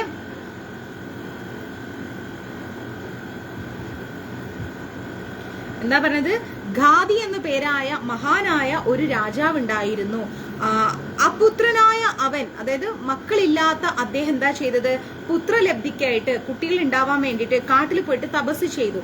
അപ്പോ അവന് ഒരു പുത്രിയെയാണ് സമാനമായി ലഭിക്കുന്നത്. ആരാണ്? ഗാദി എന്നു പേരായ മഹാനായ രാജാവ് ഉണ്ടായിരുന്നു ഭരതവംശത്തില്. അപ്പൊ അദ്ദേഹത്തിന് എന്താ ഉണ്ടാവുന്നത്? കുട്ടികളില്ലാത്തോണ്ട് കാട്ടിൽ പോയിട്ട് തപസ് ചെയ്തു. അപ്പൊ അദ്ദേഹത്തിന് കിട്ടുന്നത് ഒരു മകളെയാണ്. സത്യവതി എന്ന പേര് നൽകി അവളെ വളർത്തി. ഓക്കെ, അതിസുന്ദരിയായിരുന്ന അവളെ ച്യവനന്റെ മകനായിരിക്കുന്ന ഋചികൻ വിവാഹം ചെയ്യാൻ ആഗ്രഹിച്ചു. ച്യവനന്റെ മകനായിരിക്കുന്ന ഋചികൻ ആ സത്യവതിയെ കല്യാണം കഴിക്കാൻ ആഗ്രഹിച്ചു. അപ്പൊ രാജാവ് പറഞ്ഞു, തക്കതായ ശുൽക്കം തരികയാണെങ്കിൽ മാത്രമേ ഞാൻ എന്റെ മകളെ കല്യാണം കഴിപ്പിച്ചു തരൂ. ശുൽക്കമായി അദ്ദേഹം ആവശ്യപ്പെട്ടതോ വായുവേഗത്തിൽ ഓടുന്നവയും ചന്ദ്രനെ പോലെ ശോഭിക്കുന്നവയും ഒരു കാത് കറുത്തതുമായ 1000 കുതിരകളെയായിരുന്നു. നല്ല സ്പീഡായിട്ട് ഓടുന്ന, ചന്ദ്രനെ പോലെ ശോഭിക്കുന്ന, ഒരു കാത് കറുത്തതായിരിക്കുന്ന 1000 കുതിരകളെ. ദരിദ്രനായിരിക്കുന്ന ഋചികന് മകളെ കൊടുക്കാൻ ഇഷ്ടമില്ലാത്തത് കൊണ്ടാണ് ഗാദി അങ്ങനെ പറഞ്ഞത്. അപ്പം ഋചികൻ ഭയങ്കര ദരിദ്രനാണ്. അപ്പൊ അദ്ദേഹത്തിന് മകളെ കൊടുക്കാൻ ഇഷ്ടമില്ല. അതുകൊണ്ടാണ് ഗാദി എന്ത് ചെയ്തത്? മകളെ തരണമെങ്കിൽ ഇങ്ങനെയുള്ള കാര്യങ്ങൾ തരണമെന്ന് ആവശ്യപ്പെട്ടത്. എന്നാൽ ഋചികൻ എന്താ ചെയ്തത്? വരുണന്റെ അടുത്ത് ചെന്നിട്ട് അങ്ങനെയുള്ള 1000 കുതിരകളെ യാചിച്ചു. ഋചികൻ പോയിട്ട് 1000 കുതിരകളെ തരുമെന്ന് വരുണനോട് പോയിട്ട് യാചിച്ചു. വരുണൻ അത് സമ്മതിക്കുകയും ചെയ്തു. എന്നിട്ടോ, അങ്ങേക്ക് ഇഷ്ടമുള്ള ദിക്കിൽ ഗംഗയിൽ നിന്ന് കുതിരകൾ പൊങ്ങി വരും, അങ്ങ് ഗംഗയിലേക്ക് പൊക്കോളൂ. ഋചികനോട് പറഞ്ഞു, ഗംഗയിലേക്ക് പൊക്കോളൂ, അങ്ങേക്ക് ഇഷ്ടമുള്ള ഭാഗത്ത് പോയി കഴിഞ്ഞാൽ ഗംഗയിൽ നിന്ന് അങ്ങനെയുള്ള കുതിരകൾ പൊങ്ങി വരുന്നു പറഞ്ഞു. ആ വരുണൻ പറഞ്ഞത് കേട്ട് ഋചികൻ നേരെ ഗംഗയുടെ തീരത്ത് പോയിട്ട് അപേക്ഷിച്ചു. ഉടനെ ഗംഗയിൽ നിന്ന് 1000 കുതിരകൾ ഇങ്ങനെ പൊങ്ങി വന്നു. 1000 കുതിരകളെയും ആട്ടിത്തളിച്ചുകൊണ്ട് ഋചികൻ വരുന്നത് കണ്ടപ്പോ ഘാതി എന്ത് ചെയ്തു, ഉടനെ തന്നെ മകളെ നല്ല സർവാഭരണ വിഭൂഷിതയാക്കിക്കൊണ്ട് ഭൃഗുവിന്റെ മകന് കല്യാണം കഴിച്ചു കൊടുത്തു. 2 പേരും സുഖമായി ഒരുപാട് നാള് ജീവിച്ചു. സത്യവതിയുടെ ആ ഒരു ശ്രദ്ധാപൂർവമുള്ള ശുശ്രൂഷ കൊണ്ട് സന്തുഷ്ടനായ ഋചികൻ എന്താ ചെയ്തത്, അവളുടെ അഭിപ്രായം അറിഞ്ഞിട്ട് ഒരിക്കൽ പറഞ്ഞു, നിനക്ക് ഇഷ്ടമുള്ള വരം ചോദിക്കൂ എന്ന് പറഞ്ഞു. അത് ഞാൻ സാധിപ്പിച്ചു തരാമെന്ന് പറഞ്ഞു. അപ്പൊ സത്യവതി ആ കാര്യം അമ്മയോട് പറഞ്ഞു. അപ്പോ ഒരു പുത്രനില്ലാതെ വിഷമിച്ചു കൊണ്ടിരിക്കുന്ന അമ്മ എനിക്കും ഒരു പുത്രൻ ഉണ്ടാവണം എന്ന് മഹർഷിയോട് അപേക്ഷിക്കാൻ പറഞ്ഞു. സത്യവതിയോട് പറഞ്ഞു, നീ പോയിട്ട് ഒരു മകന് വേണമെന്ന് ആഗ്രഹിക്കൂ, ആവശ്യപ്പെടുന്നു പറഞ്ഞു. തനിക്കൊരു സഹോദരൻ ഉണ്ടാകാനാണ് അമ്മ ആഗ്രഹിക്കുന്നതെന്ന് അറിഞ്ഞപ്പോ സത്യവതി തന്റെ ഭർത്താവിനോട് എന്റെ അമ്മയ്ക്ക് ഒരു മകൻ ഉണ്ടാവാൻ അനുഗ്രഹിക്കണം എന്ന് പറഞ്ഞു. അപ്പൊ സത്യവതിക്ക് ഒരു സഹോദരനെയും കിട്ടുമല്ലോ, എന്റെ അമ്മയ്ക്ക് ഒരു മകൻ ഉണ്ടാവണം എന്ന് പറഞ്ഞു. കാരണം അവർക്ക് മകൻ സത്യവതി മാത്രാണല്ലോ മോള്. അപ്പൊ പറഞ്ഞു, എന്റെ അമ്മയ്ക്ക് ഒരു മകനും കൂടി ഉണ്ടാവണം എന്ന് പറഞ്ഞു. മഹർഷി 2 പേരെ അനുഗ്രഹിച്ചു. ശരി, നിന്റെ അമ്മ ഗുണവാനായ ഒരു പുത്രനെ പ്രസവിക്കും, നിനക്കും സദ്ഗുണനും കുലവർദ്ധകനുമായ ഒരു മകൻ ഉണ്ടാവും. അങ്ങനെ എന്ത് ചെയ്തു, അമ്മയും നീയും ഋതുസ്നാനം കഴിഞ്ഞ് വന്നിട്ട് എന്താ ചെയ്യുന്നത്, അമ്മ ഒരു അരയാലിനെയും നീ ഒരു അത്തിമരത്തെയും കെട്ടിപ്പിടിക്കണം. എന്താ പറയുന്നത്, അമ്മയുടെയും നിന്റെ ഋതുസ്നാനം കഴിഞ്ഞാൽ, അതായത് നമ്മുടെ പീരീഡ്സ് ടൈം കഴിഞ്ഞ് വന്ന് ആ കുളി കഴിഞ്ഞാൽ അമ്മ പോയിട്ട് ഒരു അരയാലിനെയും നീ പോയിട്ട് ഒരു അത്തിമരത്തെയും കെട്ടിപ്പിടിക്കണം എന്ന് പറഞ്ഞു. നിങ്ങൾ 2 പേരും എന്താ ചെയ്യുന്നത്, അതിനുശേഷം മന്ത്രഭൂതമായിരിക്കുന്ന ഈ മധുരാന്നം നിങ്ങൾ 2 പേരും കഴിക്കണം എന്ന് പറഞ്ഞു. ഒരു ഭക്ഷണം കൊടുത്തു. എന്താ പറയുക, നിങ്ങൾ അത് കെട്ടിപ്പിടിച്ചതിന് ശേഷം നിങ്ങൾ ആ ഭക്ഷണം കഴിക്കണം എന്ന് പറഞ്ഞു. അപ്പൊ നിങ്ങൾക്ക് 2 പേർക്കും ആൺകുട്ടികൾ ഉണ്ടാവും എന്ന് പറഞ്ഞു. മഹർഷിയുടെ വാക്കുകള് സത്യവതി അമ്മയോട് പോയി പറഞ്ഞു. അമ്മ ഇങ്ങനെ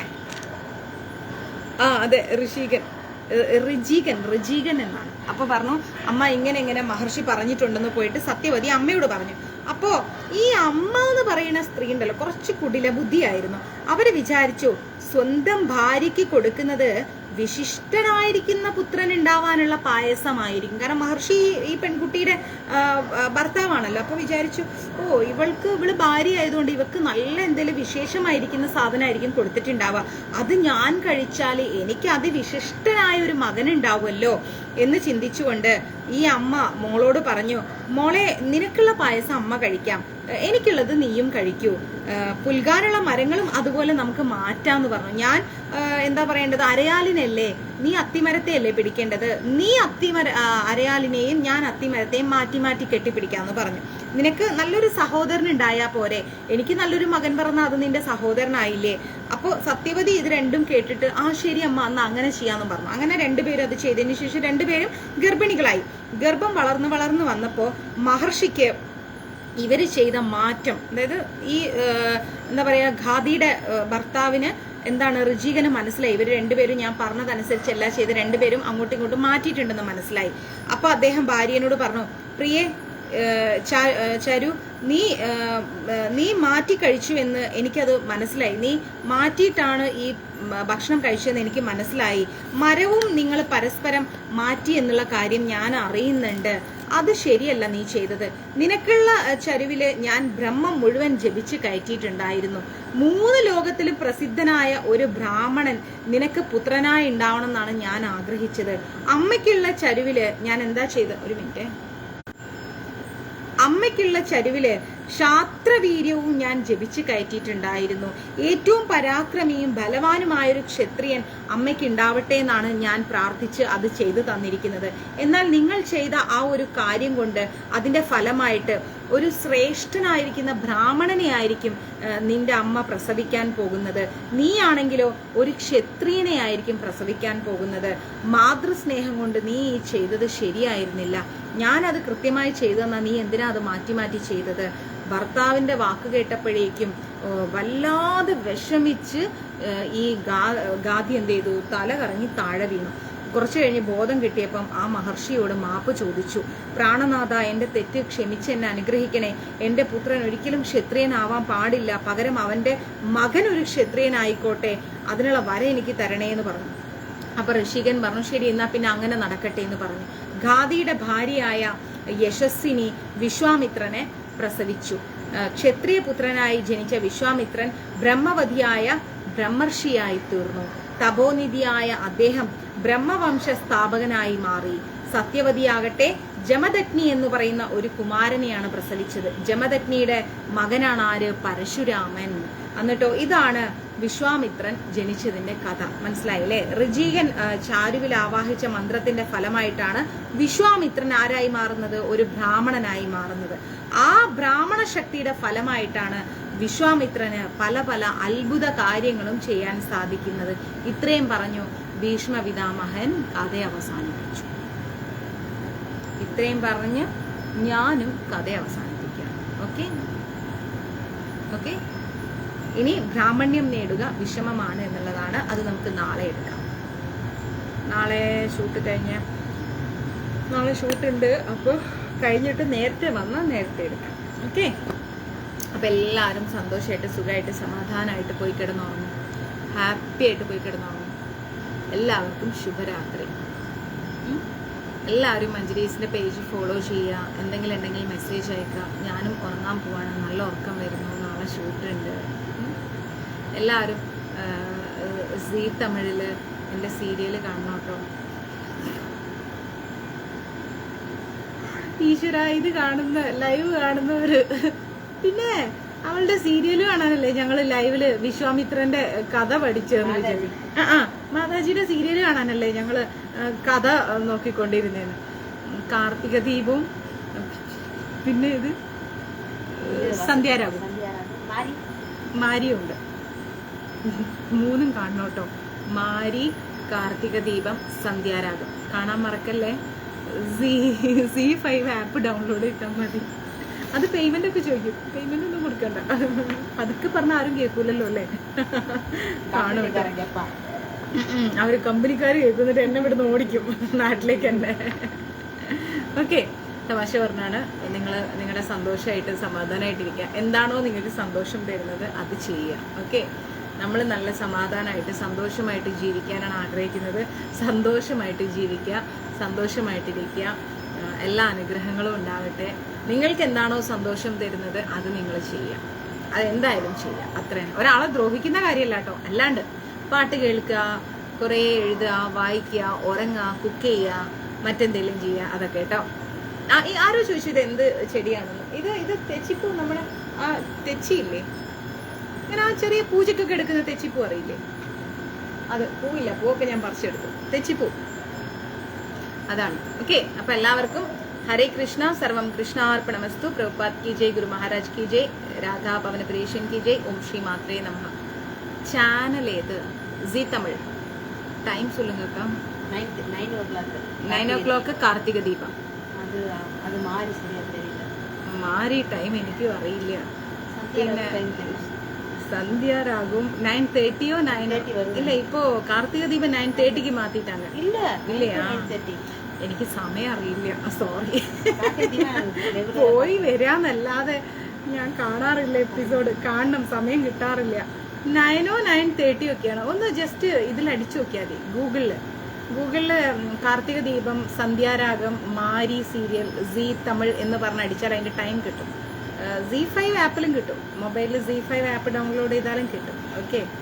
അപ്പൊ ശരി കേട്ടോ. ഈശ്വരാ, നോക്ക്, നമ്മളുടെ മഞ്ജരീസ് ഫാമിലി മാത്രമേ ഉള്ളൂ ഇപ്പം. അതുകൊണ്ട് ഞാൻ അവരോട് മാത്രം ഷെയർ ചെയ്താണ്. ഈ ലൈവ് പുറത്തുനിന്ന് ആരെങ്കിലും കാണുന്നുണ്ടെങ്കിൽ തെറ്റിദ്ധരിക്കരുത്. ഇതൊക്കെ നമ്മുടെ കുറേ കാലത്തെ നമ്മുടെ ബന്ധങ്ങളാണ്. മഞ്ജരീസിൽ ഇപ്പൊ ലൈവിലിരിക്കുന്നവർ കുറേ കാലങ്ങളായിട്ടുള്ള നമ്മുടെ ഒരു ഫാമിലി പോലെയാണ്. അപ്പൊ അവരോട് ഞാൻ ഷെയർ ചെയ്താണ്. പുറത്തുനിന്നുള്ളവർ പക്ക ഒഫീഷ്യലായിട്ട് ലൈവ് കാണുമ്പോൾ ലൈവ് കാണും കേട്ടോ. ഹരേ കൃഷ്ണ. എല്ലാവർക്കും നന്മയുണ്ടാവട്ടെ. സന്തോഷമായിരിക്കുക, സമാധാനമായിട്ടിരിക്കുക. ഒന്നിനും വെറി ചെയ്യരുത്, ടെൻഷൻ അടിക്കരുത്, കരയരുത്. സ്ത്രീകളുടെ കണ്ണിൽ വെള്ളം വന്നാൽ അത് ശരിയല്ല. ആരുടെ വീട്ടിലും സ്ത്രീകളുടെ കണ്ണീര് വീഴാതിരിക്കട്ടെ. എല്ലാവരും ആരോഗ്യം ശ്രദ്ധിക്കുക, സമാധാനത്തോടെ ഇരിക്കുക.